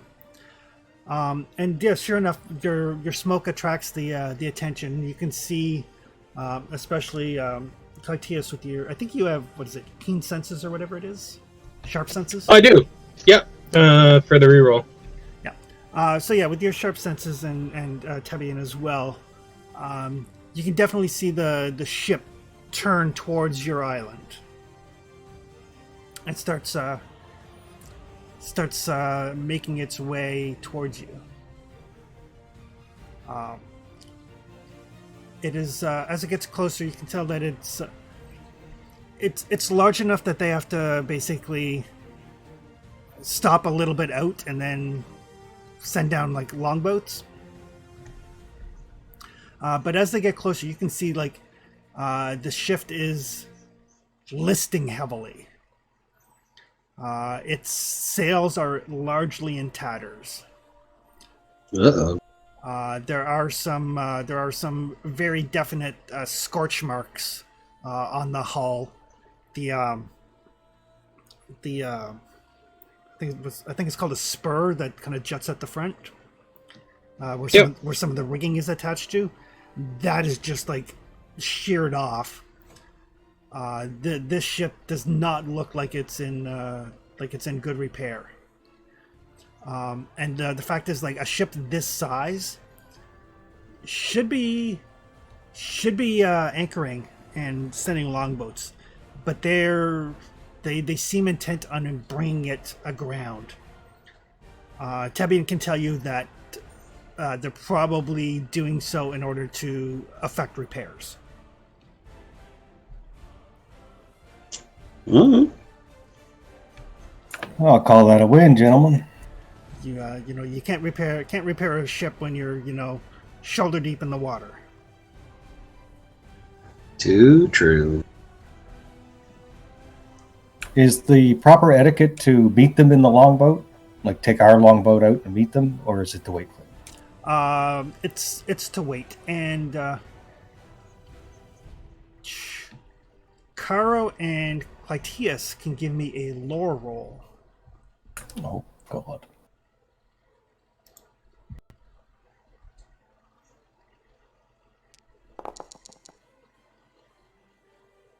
Well. So as you're like looking at this ship, you can kind of see the nameplate. It is the Wind Blade.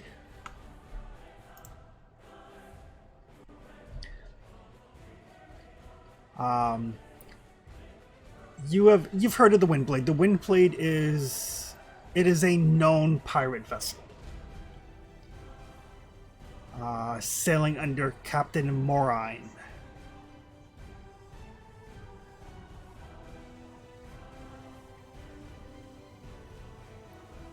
Morine?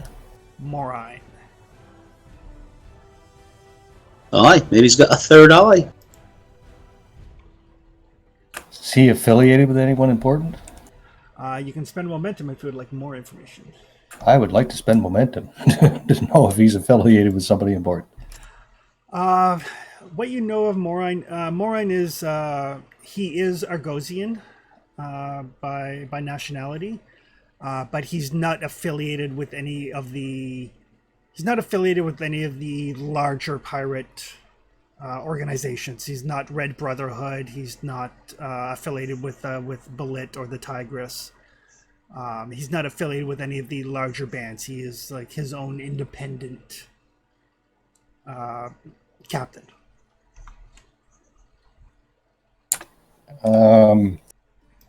You guys think it's worth spending one to get his reputation? Probably, eh? I'd like to know whether or not he's a pirate or a slaver pirate. Yeah, might be good to know kind of what he's done in the past in regards to finding people on island. Yeah, we're pirates. We'll spend the momentum on it. Just for clarification, there is no difference between a pirate and a slaver pirate. PCs can be otherwise, but the rest of the pirates, it's all just cargo. Well, there's pirates and there's pirates that light boats on fire with people in it. Right. You can definitely know about his reputation, but just to let you know, kind of for free, that slavery and piracy go hand in hand. Oh yeah, for sure. But yes, he is.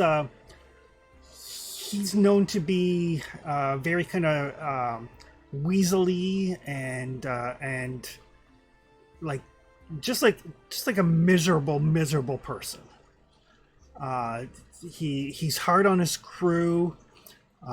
He has high expectations that the rumors around the ports that you guys have been to are that he doesn't necessarily hold himself to the same standards that he holds his crew to. He does pay fairly. That's the sort of thing that is kind of non-negotiable amongst pirates. Is they'll put up with a lot of shit as long as the pay is fair. But yeah, he's just generally regarded as a captain of last resort because of the fact that he is just a miserable, pissy, type of person. Well, maybe we'll get lucky and he'll have died in whatever attack happened to his ship. Well, we're about to find out, I suppose. This fellow's a dick. A bit of a Well, at least he follows the code at the very least, so he's better off than the last pirate we ran into. But let's see what he has to say. I'm sure he has a story for us. So as they kind of put aground, you see like the sailors that are on board. You guys can tell, Caro and Clytius, you guys can tell that this it does not have a full complement of sailors.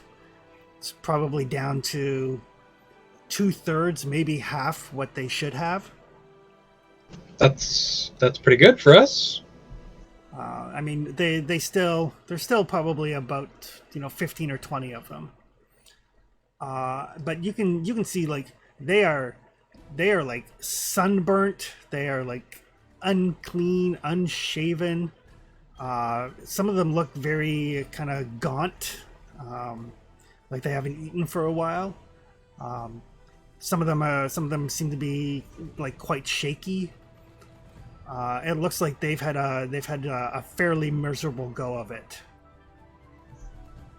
Roy, Right. you think you can get the food pot going? All right, Diz. We'll get some stuff going. Just didn't ask where the meat came from. It's spam.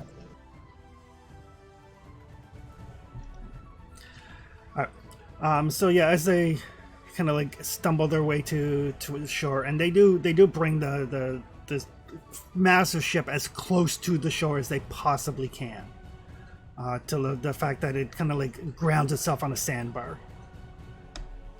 Yeah, we'll assist to getting it to quote unquote harbor. And I think at that point it's all momentum, and I mean we're not gonna move the ship at all. No, but it's something we can tie down. Yeah. And like as it comes to a stop, the captain starts like barking out orders to his men. He's like, "All right, get some wood for repairs. See what we can do about the sails. You two, see what you can find for food." And like, you can tell like these men have been basically through the grinder, and he's just immediately ordering them to work more. And there's a fair bit of grumbling. Part of their procedure is like throwing some bodies that have perished over like off the deck sort of thing as part of the cleanup. And they are begrudging, but they do get to work. And him and this fairly large bald gentleman kind of make their way across the water and the beach over to you guys.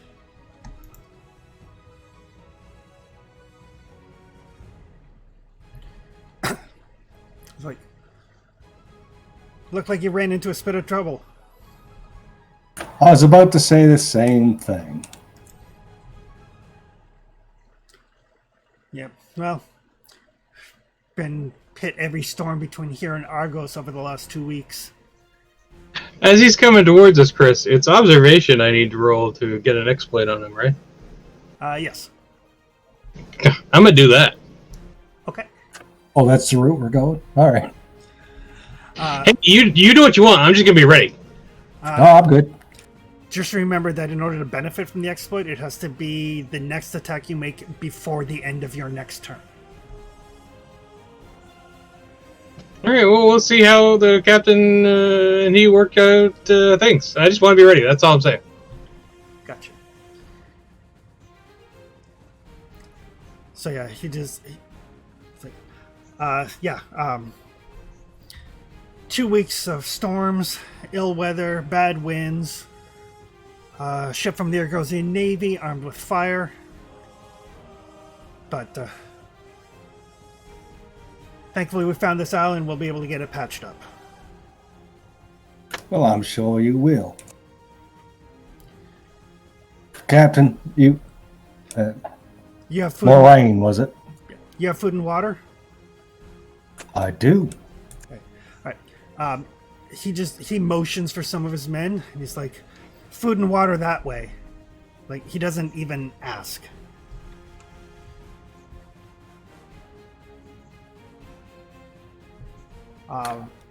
Give me I will, insight check.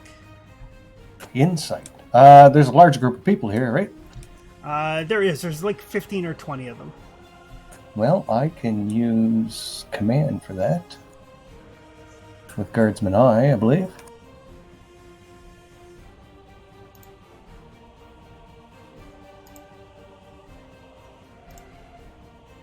Just want to double check that talent.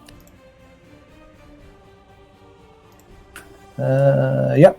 Observation or insight with a large crowd. So I'll use command. Gotcha.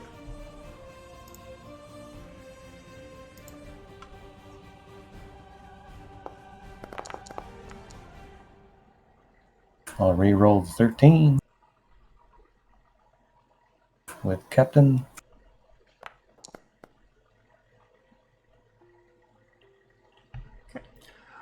So yeah, judging by the way the crew, they are working more out of fear than out of loyalty. And you kind of when he just like immediately orders people to go get food without like checking with you to see whether you had any to spare or anything. The large gentleman that's with him, probably his mate, kind of quietly glares at him.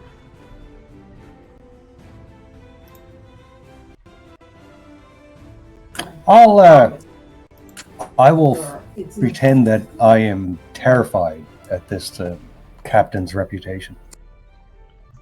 Oh, Captain Moraine, I apologize. I didn't recognize you right away. Please, yes, of course. Do we have plenty of food and water?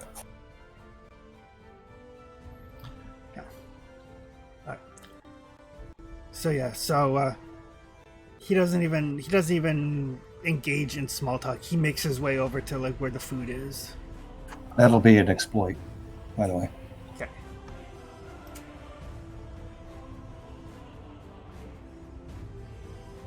But yeah, he doesn't see to it that his men are fed first or anything. Like as a captain, pretty much everything this guy does just kind of rankles you. Yeah, I'm gonna shadow him. I'm gonna pretend I'm completely obsequious to him. I'm gonna try to use persuasion for what's the term here? The exploit. Okay. And I don't stab this fucker in the back. Excellent. We're on the same page. Good.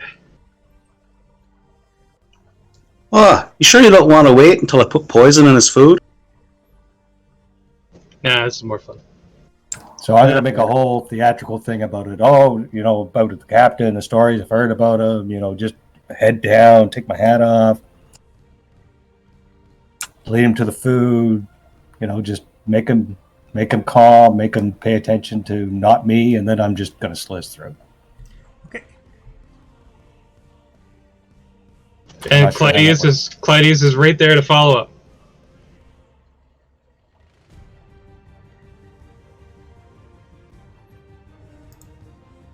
I mean, you can be a shitty person, but you can't be a shitty captain. Caro doesn't allow that.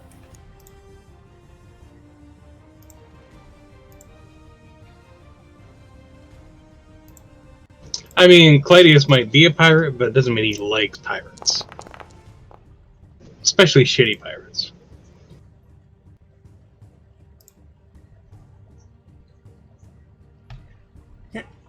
So yeah, you can make your exploit roll. So in this case, what skill am I using? I would say this would be Persuade, maybe? yeah, we can say persuade. It's not command, so yeah, persuade. Okay, I'm gonna spend. We got momentum, right? You have 3. I spend 1.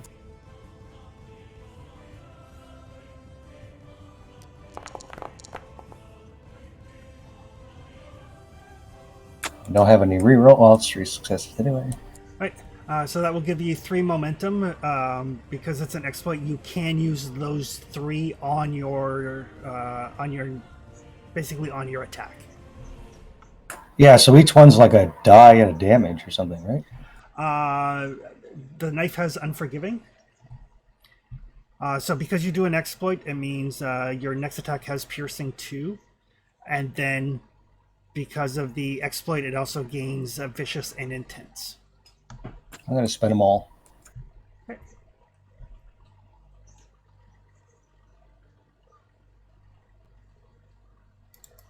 As soon as I figure out how to roll damage, short sword. Okay. But you do have to make your attack with the short sword. Oh, right. Yeah. So you've got like those 3 momentum can be used on the attack. I'm not great with a short sword, so is it die per die in this one? It is. So I'll spend 2 on the attack. Just leave me 1. We got what, 5? 3 now? Okay. I'll leave you 1 for sure. Actually, I won't adjust it yet because when you spend them in the die roller, it automatically subtracts it, and you'll get a there's not enough momentum error. So I'll spend 2.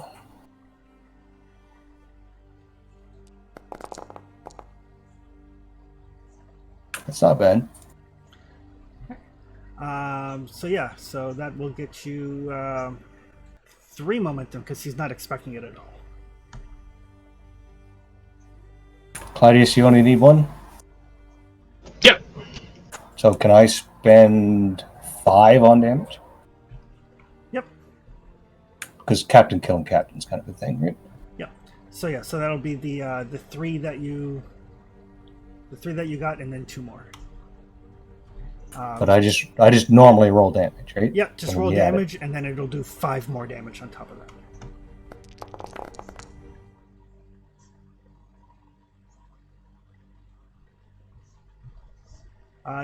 You can spend momentum to reroll damage. Is it 1 for 3? That's a good Or question. is it... I have to double check. I think it's 1 momentum to roll 1 die, maybe. Sec. It's been a long while since I had to do this. Yeah, I'm thinking Fallout. For 1, you may reroll any number of damage dice. For 1 more? Okay, well, I'll re-roll 3.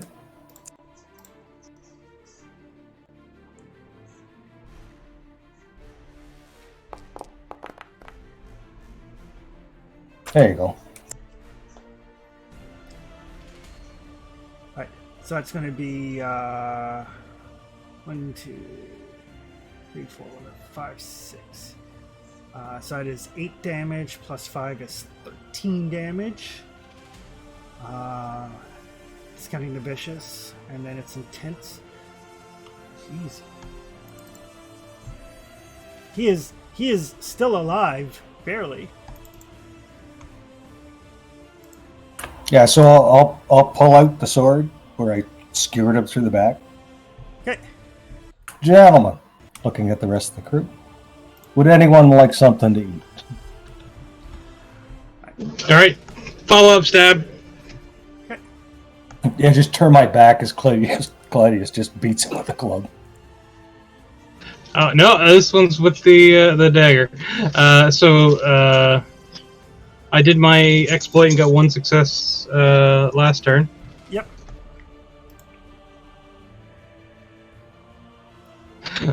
So I just roll normal, I guess, or is it? You get an extra one. You can use the 1 success you got to add Okay. an extra die. Okay. Basically, it gives you a momentum. Okay, cool.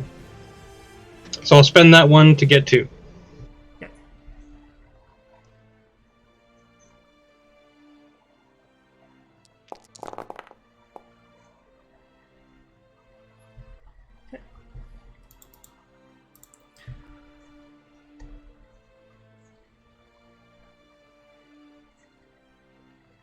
Yeah. All right, hang on. Are there any extra dice, or is it just regular damage? It's just regular damage, but it picks up piercing 2, vicious, and intense. Cool.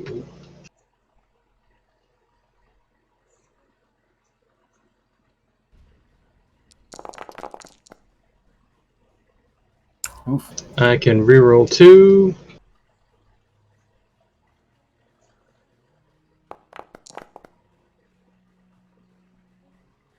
So it's going to be Yeah. 1, 2, 3, 4, 4. 5. 5. So that is going to be 3 more wounds on him. Because it's 5 or more damage.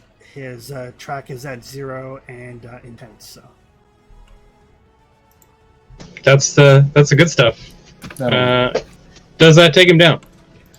yeah, between the two of you. So yeah, as Kara kind of pulls his short sword out of Moraine's side, you just kind of like walk up and as he's like turning around to address the crew, just kind of like, bring your knife across his throat, and he just drops. We've done this stuff before. Wrathful says what? Oh, well, that was an unexpected development now, wasn't it? As I was saying, gentlemen, is anyone hungry? And I'm looking at the big bald guy. The bald guy kind of looks at you, kind of nods, and then he kind of like motions over to his shoulder, and you can see like some of the crew that were working on like starting to gather firewood and stuff like that. They're just kind of like standing there in shock, but some of the other ones are drawing their weapons. It seems like there was some modicum of loyalty. Gentlemen, this isn't going to work out for you. So, how about we all calm down, have a drink, have a snack, and we'll figure it all out. All right?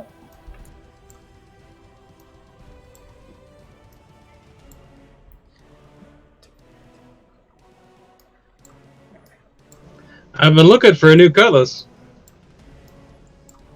I start eyeing likely targets among the dissenters. And I'll switch to my club.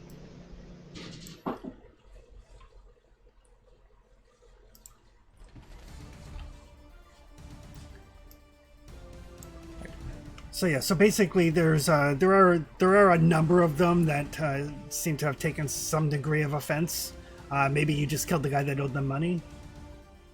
But some of them have, in fact, are willing to fight for their captain. The big bald guy, just making his way over to where the food is, kind of motioning to the people that aren't drawing weapons, and in this very heavy Zingaran accent, it's like, "Come, let them settle this themselves." And he looks over at Kara's like, "If he's worthwhile, he'll make it through." I'll wink at him. All right, laddie, you come over here. I got the soups on. Thank you. So yeah, so the big bald guy and some of the crew from the Wind Rider, at the very least, make their way over.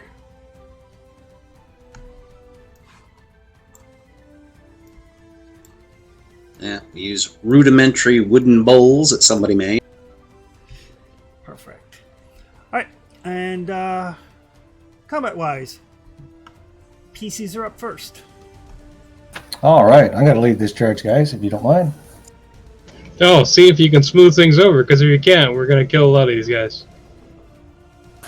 Well, I'll do what I can. So, Caro, That's most defeat. who's been, cordial outside of a little assassination. His demeanor changes. Storm clouds come over his face, and he draws out his short sword. The para code is clear. One man kills captain. That's the new captain. Now, if any one of you want to face me, step forward, and I will use my area of effect for all close targets to scare the bejesus out of these guys.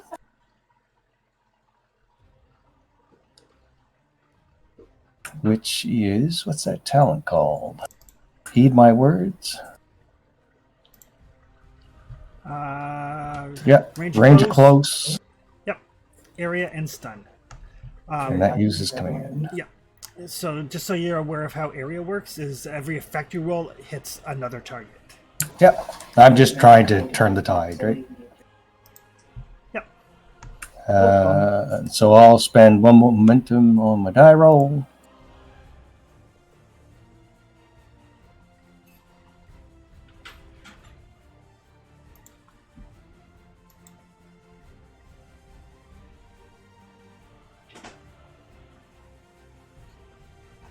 I'll re-roll 17. Okay. Okay.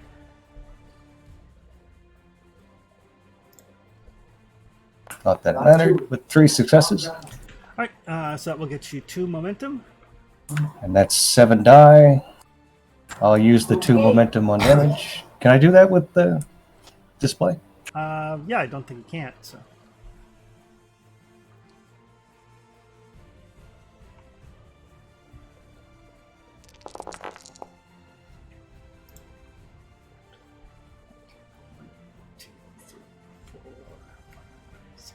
So it's 4 base, and then 3 for my tribute, and 2 for the momentum. Yep.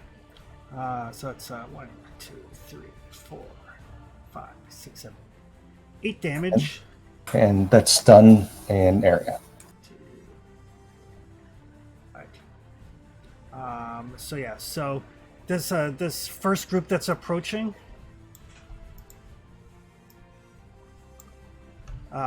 They all kind of like hesitate and kind of freeze up because it's the initial target and then 1 for each effect, so that's 4 additional, so that's an entire mob.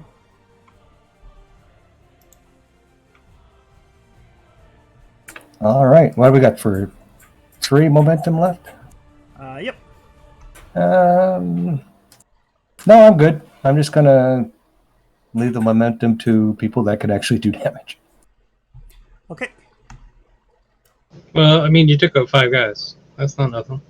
Well, I stunned them. They're not out, but No, they're out. That's 8 damage is more than enough to take them out. oh well, yeah, that's a good turn. Yeah, they are out of the fight. Go get some grub. When you're out, you're out. You know. Yep. All right, Clytius. Alrighty.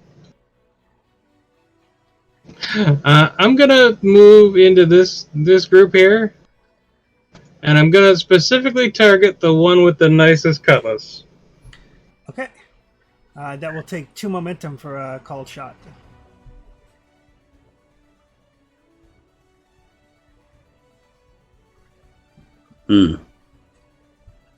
Oh, sure. Worth it. Okay. I will note that you can make that spend after you make your attack roll. All right. We'll see how it goes. Yeah. Yeah, basically that way, like if you get a really good attack roll, you get to do more cool stuff, right? I will spend 1 to get 1, or to get 2 rather. Yep.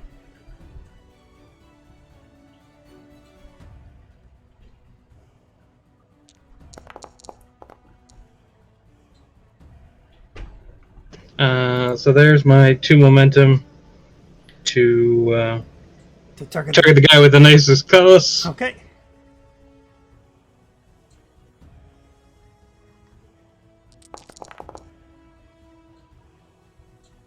Reroll those 2 blanks.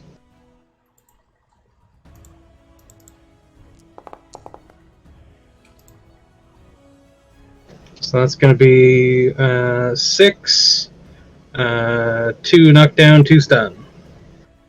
6 minus his little bit of tiny armor. Hey, we've got little bits of tiny armor too. That's about it. All So yeah, so you like bring your club around to like through his knee and basically drop him, and as he drops, the cutlass like falls on the ground. You can pick it up as a minor action. Will do. All right, Rory. Apparently a scrum has broken out. Right, so I'm going to sit here entertaining myself by talking with the large man that's sitting with me eating. Get a little know about him a bit more. Okay, give me a let's call it a persuade check. All right.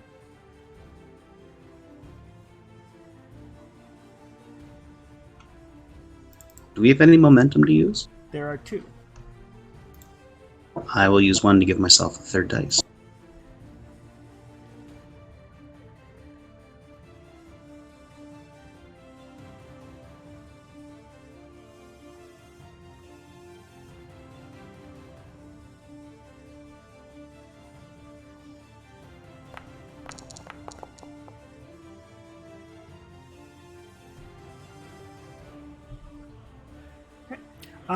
So yeah, so he seems very kind of like taciturn, and he is like completely nonplussed by the violence that is erupting over in the tree line. But he's helps, you know. He's not much of a conversationalist. You do manage to determine that he is in fact the first mate, and that there is no love lost between a large portion of the crew and the captain.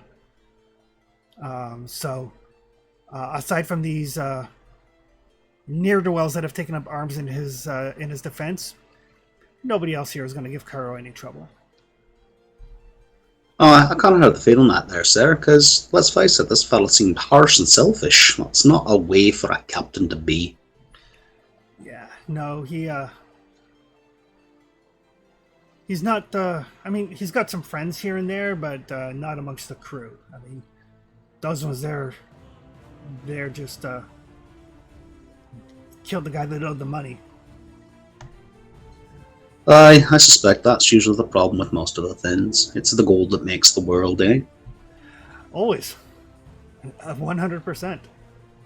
Aye, it is what we are here doing. So, we have to make our fortune somehow in order to live well in the world. Exactly. And in the meantime, there's like a clashing of swords and weaponry. Ragnar will make his way to help out Clytius. And I'm just like, no hard feelings, fellas. I just needed a new cutlass, really. This one looks pretty nice.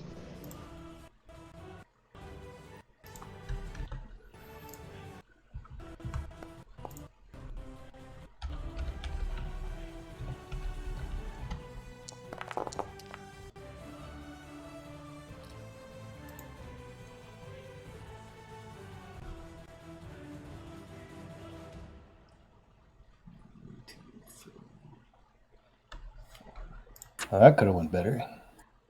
Yeah, Ragnar's wound probably opened again.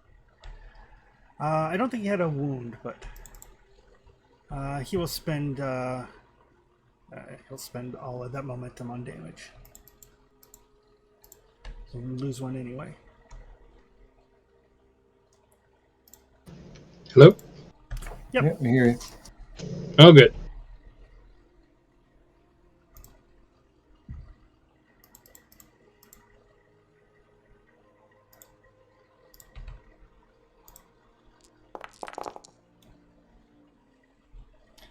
Oh.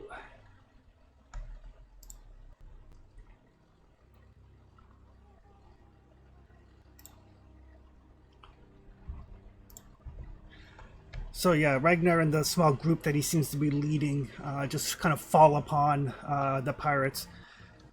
Spear here and a stab there, and a couple of the pirates drop it. As they do, they like snap the spear that he made. So he will have to spend a minor action grabbing a new weapon because his spear is busted. A couple of them look like they got axes, or some kind of hook or something. They actually have cutlasses, hatchets, and knives. Oh, these guys are armed for bear. Alright, these guys are... Right, first of all. We'll move those guys. Those are guys Cletus has already dealt with. So a group of them descend on Karo. What have you got out for a weapon? I got my sword that I found in the ruins. Alright, what is the reach on it? That's a very good question. Probably 2. Probably 2, yeah. Reach is not listed. It would be 2 then. Sure. 2 is the default for anything kind of sword length. 1 is like dagger length. 3 is like spear length.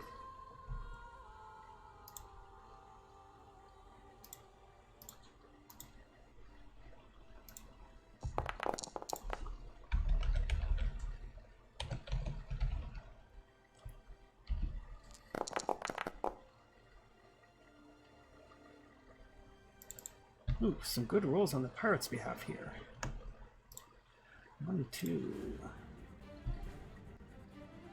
3, 4, 5. So they are going to generate like 4 momentum as they all come swinging in on Karo. Oh no! We can't kill all the captains. Alright, would you like to, you can, if you want to add to the doom pile, take a defensive action. What are my options? You can parry. With that many successes, would it change anything? It would likely cut down on the amount of momentum they generated. I might as well give it a try. Okay. So that's a parry check. It is a parry check. We have no momentum. None. No, I'm really shitty at parrying, so the odds are better. Yeah, if you don't think you can do it successfully, you're just going to give them more dice to roll. That's what I'm thinking. Yeah.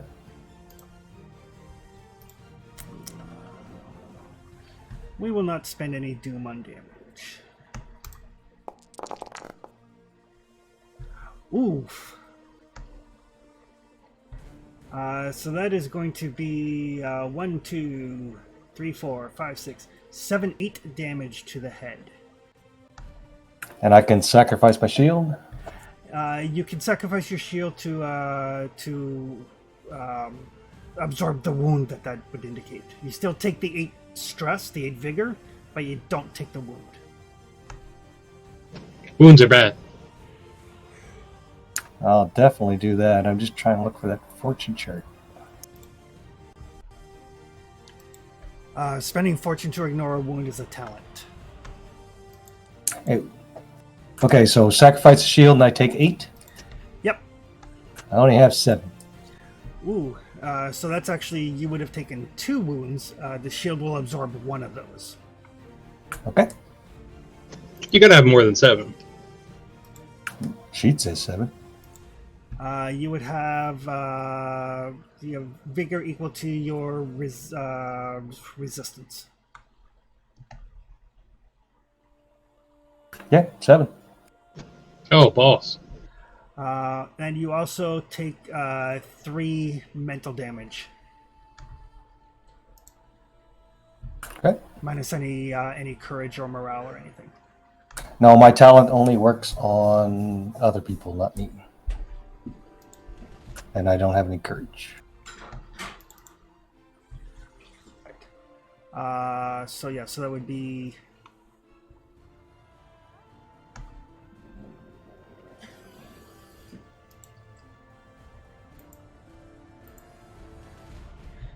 So, 2 wounds. No, you sacrifice the shield, 1 wound.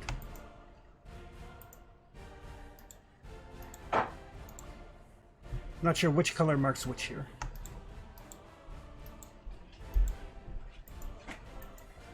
I think the wound is the white one, maybe?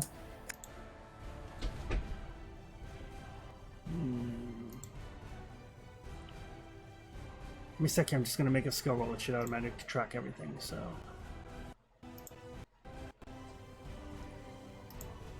So 1 wound to the head.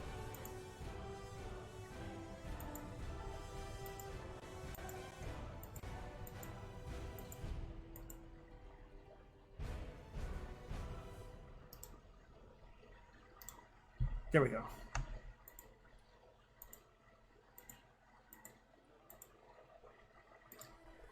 So yeah, a red skull means that you've taken the wound.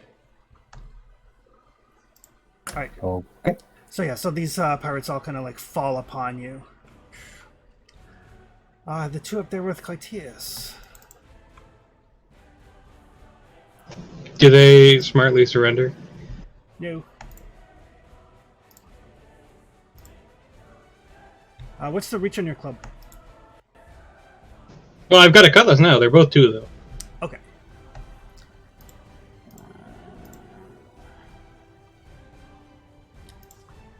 Yeah, if you go to belongings and click on your weapon, you can see the stats for it. Ha! Complication. But they did get 1 success between the two of them.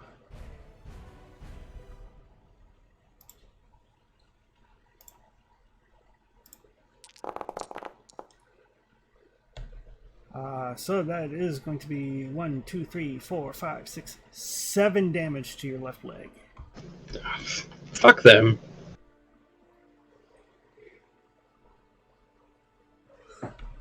And 2 mental damage.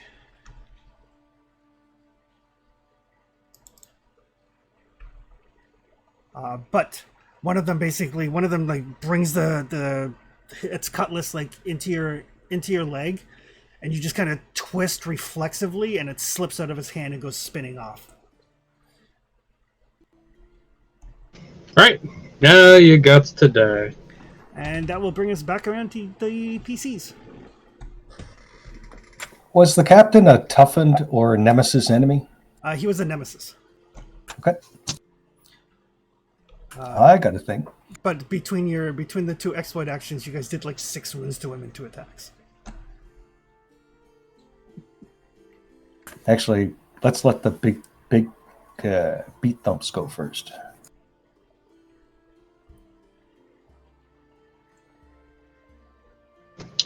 Right, I got no momentum. That's sad times.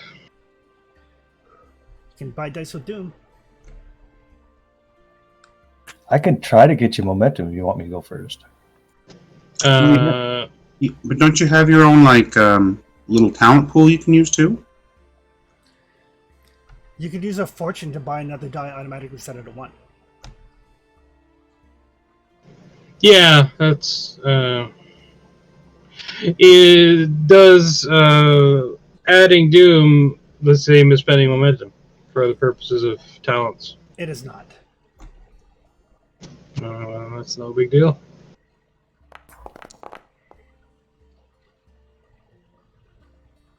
That's a hit. Okay. Right.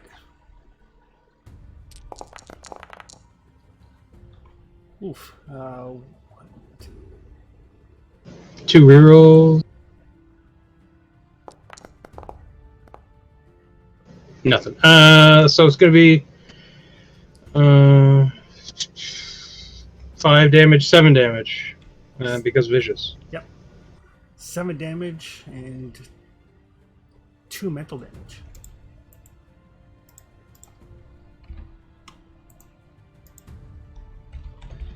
All right, so yeah, so you grab this cutlass, kind of like wincing at the pain in your leg. You kind of like spin around and decapitate one of the pirates, and you swing so hard that your cutlass like jabs into the shoulder of the one beside him. Right. And up until now, Clytius has been, not quite so fatalistic with these guys, but no, this last guy, he's gonna die. And don't forget, Yeah, the 7 damage to your leg would have been a wound as well. So. Yep, no, got it. Okay. Perfect. I'm just tracking it on my sheet here. Okay. All right. So it does make the difficulty of physical actions 1 harder. Oh, do I miss that? We'll say going forward. Oh, okay. We'll Right, I forgot that. Yeah, we'll say right now the adrenaline is just flowing through you, and you're just like, ah! Then you're like, oh, fuck, my leg. As you dispatch one and wounded the other one, that's when you kind of like put some weight on that leg. Yeah, got it. All right, Karo and Rory. All right. Well, I'll. There's a look at this going. Oh, that could be going better. I quickly just ladle a little bit more soup into the big man's bowl to keep him occupied, and then I wander over as I draw my scimitar. Come over here by Caro and stab at whoever's on him. Okay.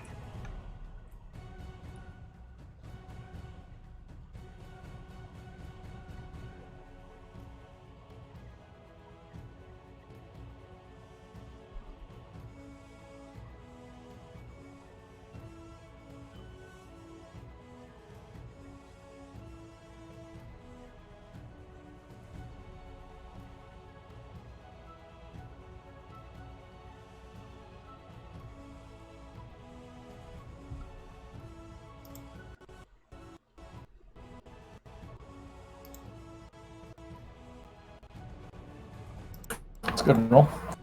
Yay! I made a momentum. Yep. Excellent roll.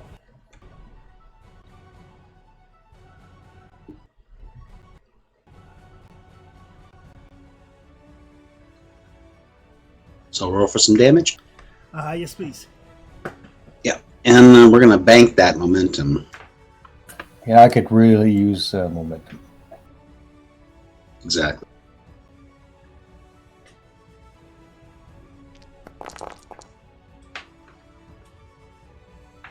Booyah!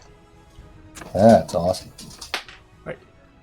So you just like walk up behind and just with the scimitar, and Karo, this is probably the first time you would notice that scimitar comes out as clean as it went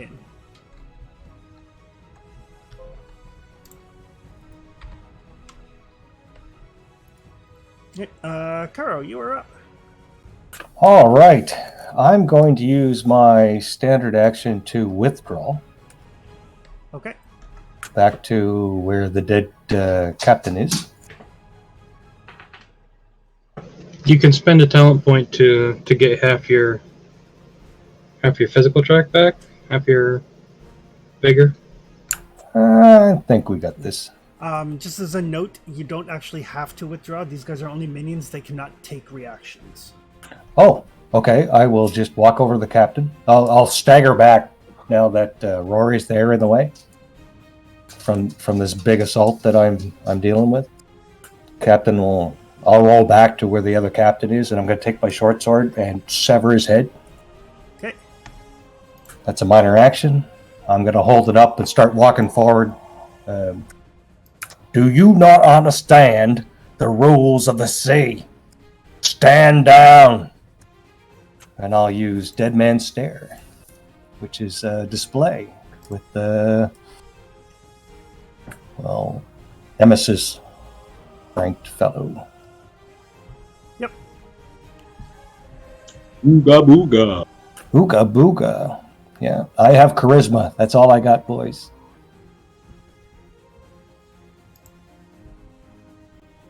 Better put some points into resist. Gotta learn to take a hit. I'm not supposed to take a hit. That's your job.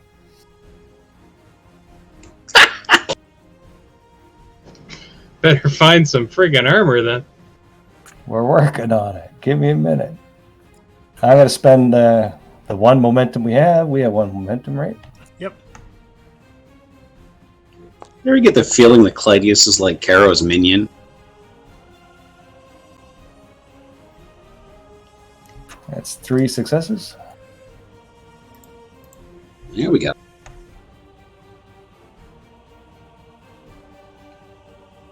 And damage on that is, let's see, Dead Man's Stare is 3 plus 3. We have 2. I'm going to spend one of them. So that's 7 area vicious 1.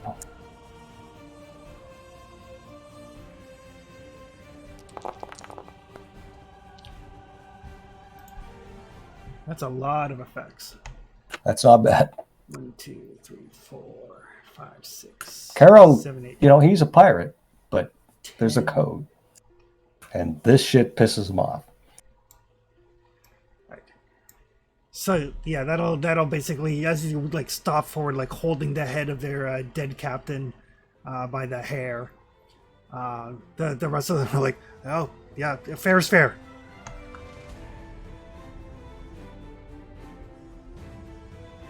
Excellent. Ragnar. Ragnar will pick up a cutlass.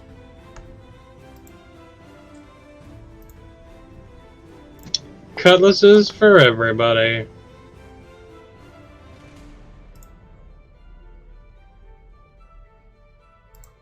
I mean, the only upside is at least we got some gear upgrades.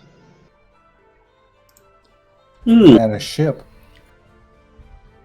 Yeah. So Well, Ragnar and his little crew of pirates will take care of the last one. Well, half a ship. And with the frame of a ship. And I will need, now that everything is kind of settled down and the pirates have either died or capitulated, I will need Caro to give me a difficulty 2 command test. All right.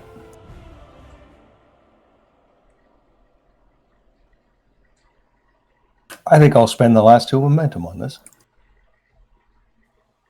Make it go. Sounds important, eh? Actually, I'm going to spend the last 2, and I'm going to spend 1 fortune. Because this is kind of what he does.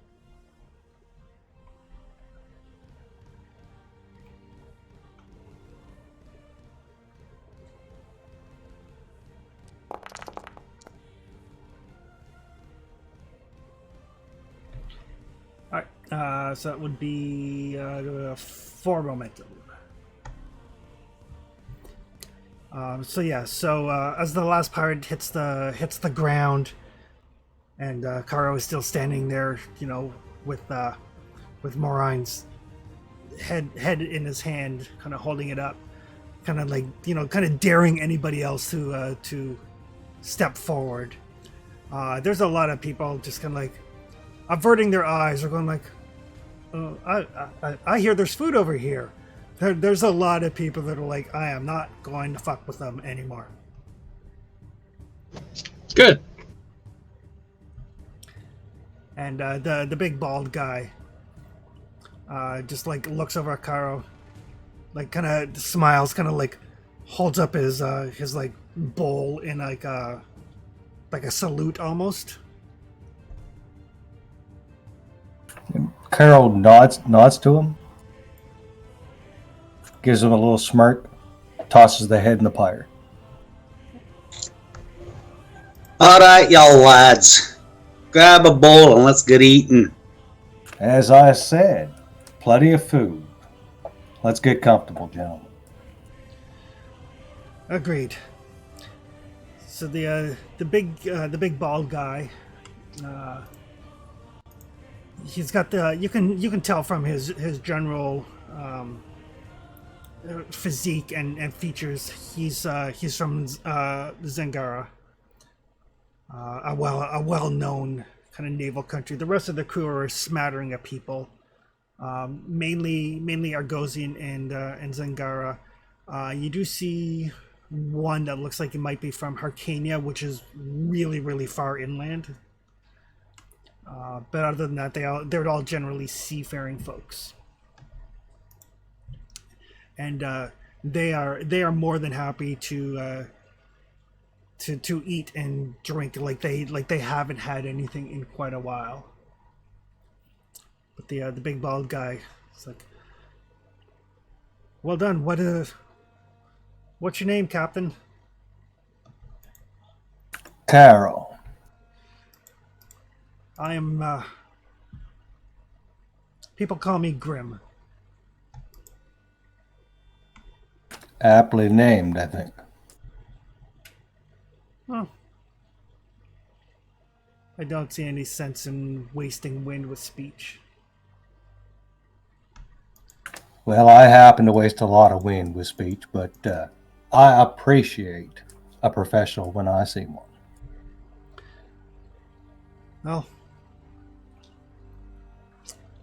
Well, the men in the ship are yours now, so. I'm going to need your counsel. Tell me about what we have to work with. The sails are wrecked, the rigging is destroyed, the hull's leaking, needs careening badly, but we can't do that here. Yeah, we can fix all that. What about the crew? Who's the problem? There's always a problem. I think we just dispatched the problems. Perfect. I mean, You got a medic, a cook? not anymore. We were short crewed when we pulled in here, and now we're shorter. I mean, we can No. put the C, but anything rough we're going to need people. Well, we got some people. And we got a good craftsman, a good cook, good navigator, good spotter. So he kind of like looks over like your people and the rest of the crew from the Wind Rider. He's like, this lot here, we're about little over half strength. All right. Yeah. Get your boys together. Make sure they're fed and watered. Aye, Captain. Gentlemen. And he talks to the previous crew, not this crew. Let's make sure this ship doesn't go anywhere. Lock her down. Hi, Kara. Get over here before you bleed into the sand. I did take a bit of a hit. Oh, I'll join that line as well. All right then. Sit And your then I'll ass head back down. and start. I'll head back and start policing them bodies. All right, time to stitch people up. Right. That would be healing rolls. Yeah, fortunately I get to re-roll dice too. Oh, we have a medic. Yay. Awesome. Oh yeah, I have the ability talent that allows me to re-roll one of my 2d20s on healing. He's a cook and a medic. I know. How strange. It's perfect.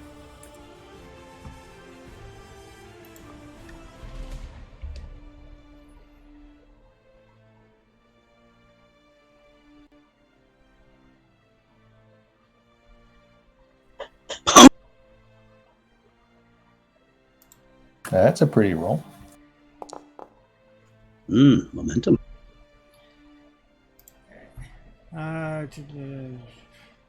Just looking for healing.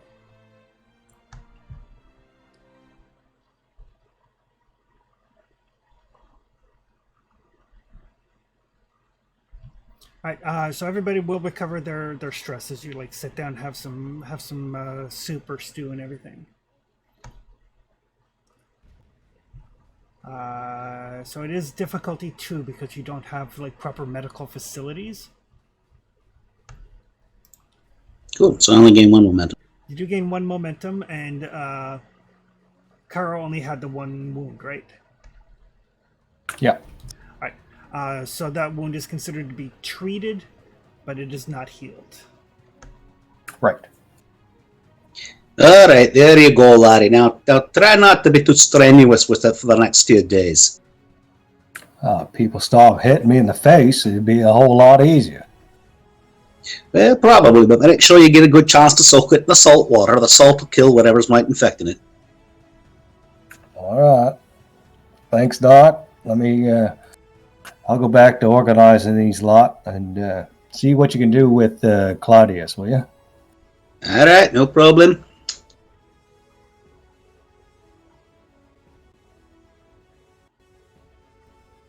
So I have a look over at Claudius and give a go at what's ailing him. Yeah, he's got a pretty nasty cutlass gash to the leg. All righty. Lucky bastards.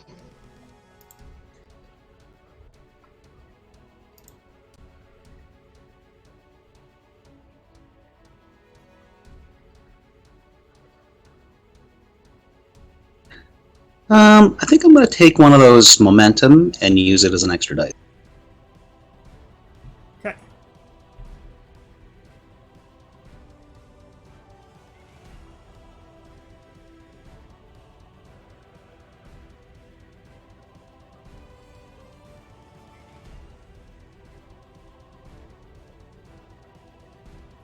In order for me to use the momentum, we have to put the momentum pool up to 2. Kanku.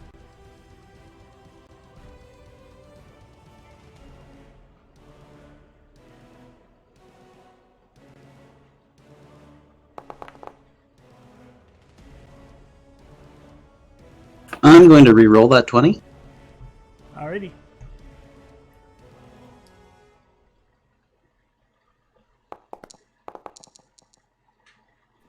Much better. Nice. All right. So yes, that'll get you 2 momentum.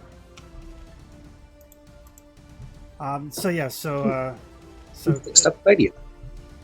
so Clytius, by the time Rory is done patching up, you can put some weight on it. It's gonna be tender for a few days. Probably don't want to get hit again, but Yep. in the meantime, Tebian can take a look over the Wave Rider, and he comes back to report. He's like, "Well, I got the good news and I got less good news." All right. So it looks like a lot of the work we can do here. They've got some pitch and stuff for patching the leaks. We've got lumber here. It's not going to happen today. It's probably not going to happen tomorrow. Well, laddie, the island is pretty good at providing us with food and clean water, and a nice warm place to sit in the sun and relax. So we can just take our time and do it well, and hey, that'll be good. Excellent. And everybody gets a warning to watch out for the feckin' monkeys. Oh, and does anybody else on your crew, is anybody hurt and needs attention? We got a couple people still on board the ship that are, ill, but that's about it, really.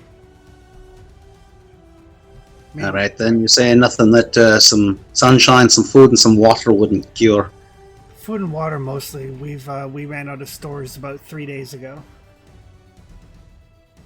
All right, yes, that sounds like me managing to bringing them out, and we'll get them fed up. Yeah, I mean, honestly, if we hadn't seen your fire, we probably would have perished. So, fortuitous change of events. That. Well, fortune favors the bold, after all.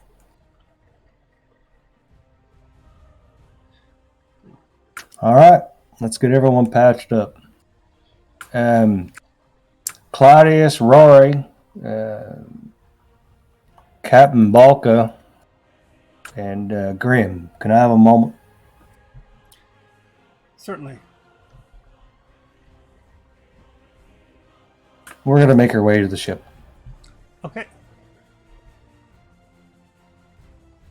And Carol's going to make it a point to enter into the captain's cabin, take a seat, address the new senior staff.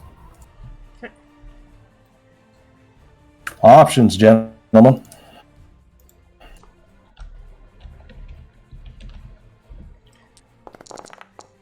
Well, the way I see it, laddie, we're going to there's going to be time to make this boat worthy enough so that it won't just sink when we try to leave. So we're going to be here for a while, but as I said, the island is going to be able to provide for us, but we also know that there is danger here as well. Perhaps we need to take care of that. Aye.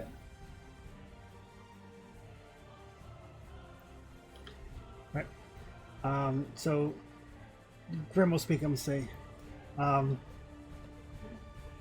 there's men here that haven't been paid anything significant in quite a while, and they're going to want to get back to work. Well, we can't work until we can float, right? Agreed, and we need more people. Aye. Well, I would say once we get flowing and things are good, if we can find a target of opportunity, then we can certainly get a chance to add to our crew. Well, I do know some places to make sure we can get some more crew. But we got to get her afloat first. And then we have to survive this island that's trying to kill us. There is that. We should probably also, in the morning, send out another longboat there to go and have a little look around the other side of the island to see if there's anything else. Tebin will let you know that he's going to need a crew to work on the ship. He's going to need, probably a dozen people once they get like some food in them and a good night's rest. Well, I think we can manage that. There's a suspected sorcerer on that mountain who has given me some grief, and as you've noticed, I don't take kindly to be given grief. To be your mind. Understood. I can redistribute some of the coin from the dead pirates to the men. That'll keep them satisfied for a bit. Captain, might I also suggest that in the evening, rather than camping out and sleeping on the beach, perhaps we should be sleeping in the ship. Agreed. Yeah, there's lots of fires. Yeah, there's definitely space. Grim will also motion over to this large cabinet that's in the captain's quarters. Just like, you might want to check the body for the key for that too. All right. Malka. Yeah.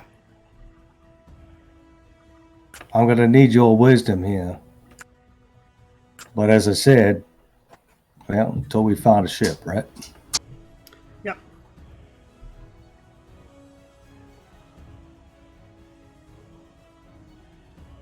Just, if we can find a port to put into, then I will gracefully retire. All right. Gentlemen, you're the senior staff at this moment. Just to make it clear, Claudius is my second. Any objections? He's only the second when he's not in my galley. You understand me? Your galley's your galley. Thank you, Captain. Grim will nod. You can tell he's a little, he's used to being the first mate, but he understands that, new captain means new personnel.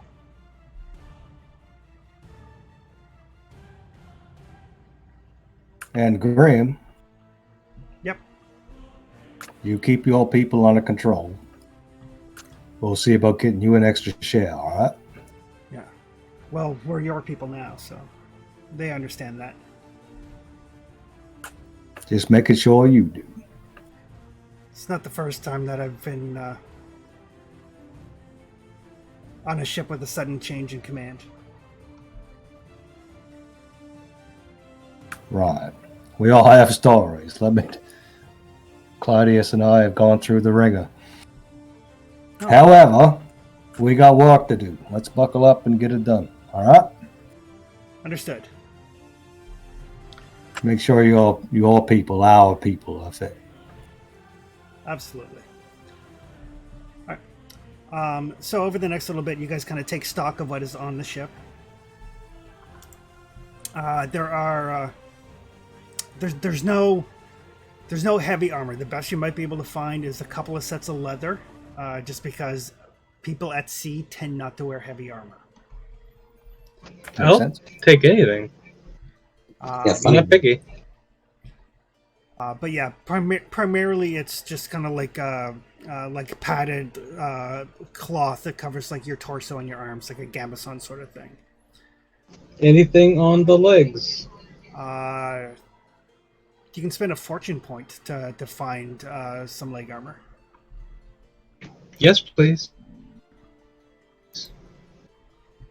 Other than that, they have a couple of hunting bows, literally hundreds of arrows, knives, daggers, hatchets, swords, cutlasses, boarding axes, like your general things that you would expect to find on a pirate boat. Grim does pop open like some of the chests. Like each of the crew members has their own like little like sea chest. He does pop up with some of them, obviously the ones that belong to the dead folks, and redistributes that coin amongst the rest of the crew. Yeah, Carol gives his blessing. Actually, he makes it a thing. And when you get the key from Morine and open up the cabinet, there's a variety of like silver and gold coins and jewelry and like gemstones and stuff. All told, it's worth 8 gold. 8 gold. How many personnel do we have now? Altogether, I think there are 18 of you.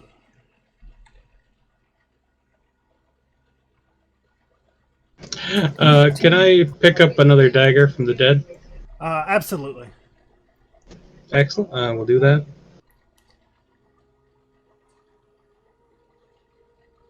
All right, so I have 17 gold on myself. That gives us 25.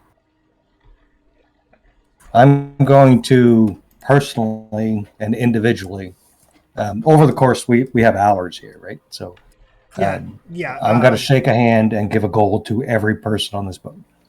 All right. So just so you know, like, a gold in this does not represent a single gold piece. It's kind of like an abstract system. It's like you have gold because you're not an accountant. Right. So I'm going to make sure that everyone's rewarded. Yeah. I'm dividing the bounty. Yeah. So you can like hand out like some coins to everybody, and you can decide how much of that 25 you want to have left in your own personal stash. Well, there's 18 of us, right? 18 or 19, yeah. So I'll keep 6, so everybody gets 1 worth of gold. Yeah. So yeah, you spread around like some silver coins and like jewelry and goblets, and like it's not all just coinage, but you make sure that everybody gets a share of it. And yeah, even the gimp, even the guy that mucks the galley, right? Okay. And yes, so Tebian estimates it's gonna with the crew, it's probably gonna take them at least 3 days to get the ship seaworthy.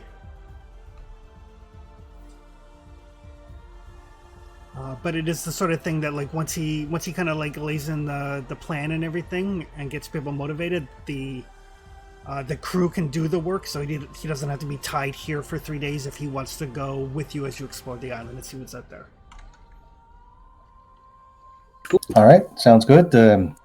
Yeah, the goal, everybody just heals up as best they can. We get everything organized, get repairs going, and, well, if there's a sorcerer up there, he's got to go. So Perfect. And with that, I make sure that I take a couple of lives to go, and we'll make sure that the pantry is nice and full. absolutely, yeah. There's plenty of game to be hunted, and the meat can be salted. The pirates they don't have any rations per se, but they do have some spices that they probably acquired someplace. They do have some salt and things of that nature, so you can prepare as much of the food as possible to kind of get you up to your full kind of travel allotment, as it were. So we don't starve as we're trying to sail. Exactly. And that includes like water barrels and the like. out of the ship is in the galley. Yep. And with that, you guys now have you have a way off the island. You've got a crew that is mostly trustworthy. You've got your set sight on perhaps getting off this island and tracking down some folks for some revenge, maybe dealing with a sorcerer on the island, and we will call it there. And everybody can have 150 XP. Alrighty. All right.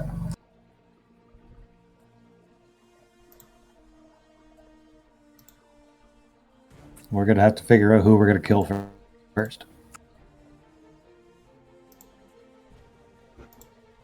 Well, I mean, in the days that we're going to be here while the crew builds the ship, we're free to go sorcerer hunting.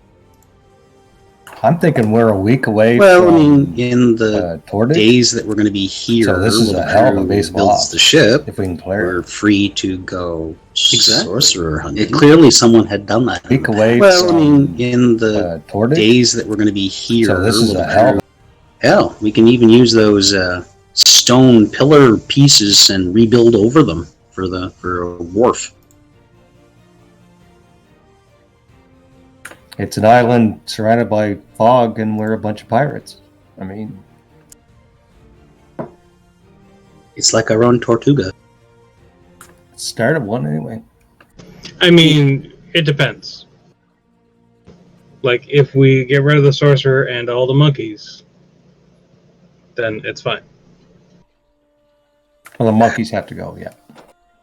Well, at least the diseased ones, but I think that if we solve the sorcerer problem, that will also probably solve the mutated monkey problem. Mutated monkeys, good start. It seems that some of them, for sure, are basically just stitched together by sorcery.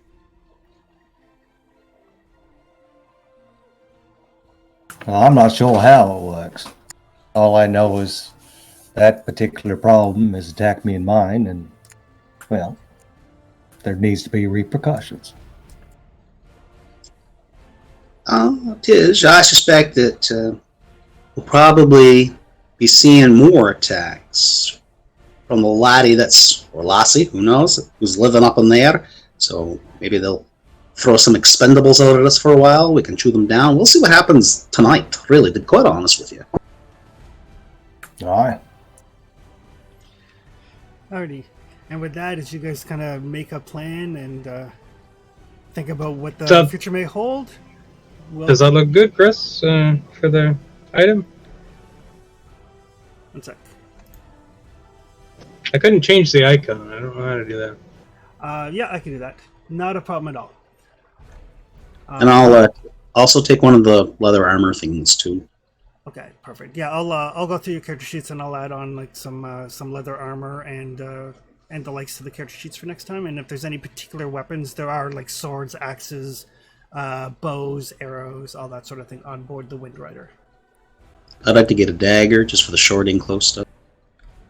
Yep, no problem.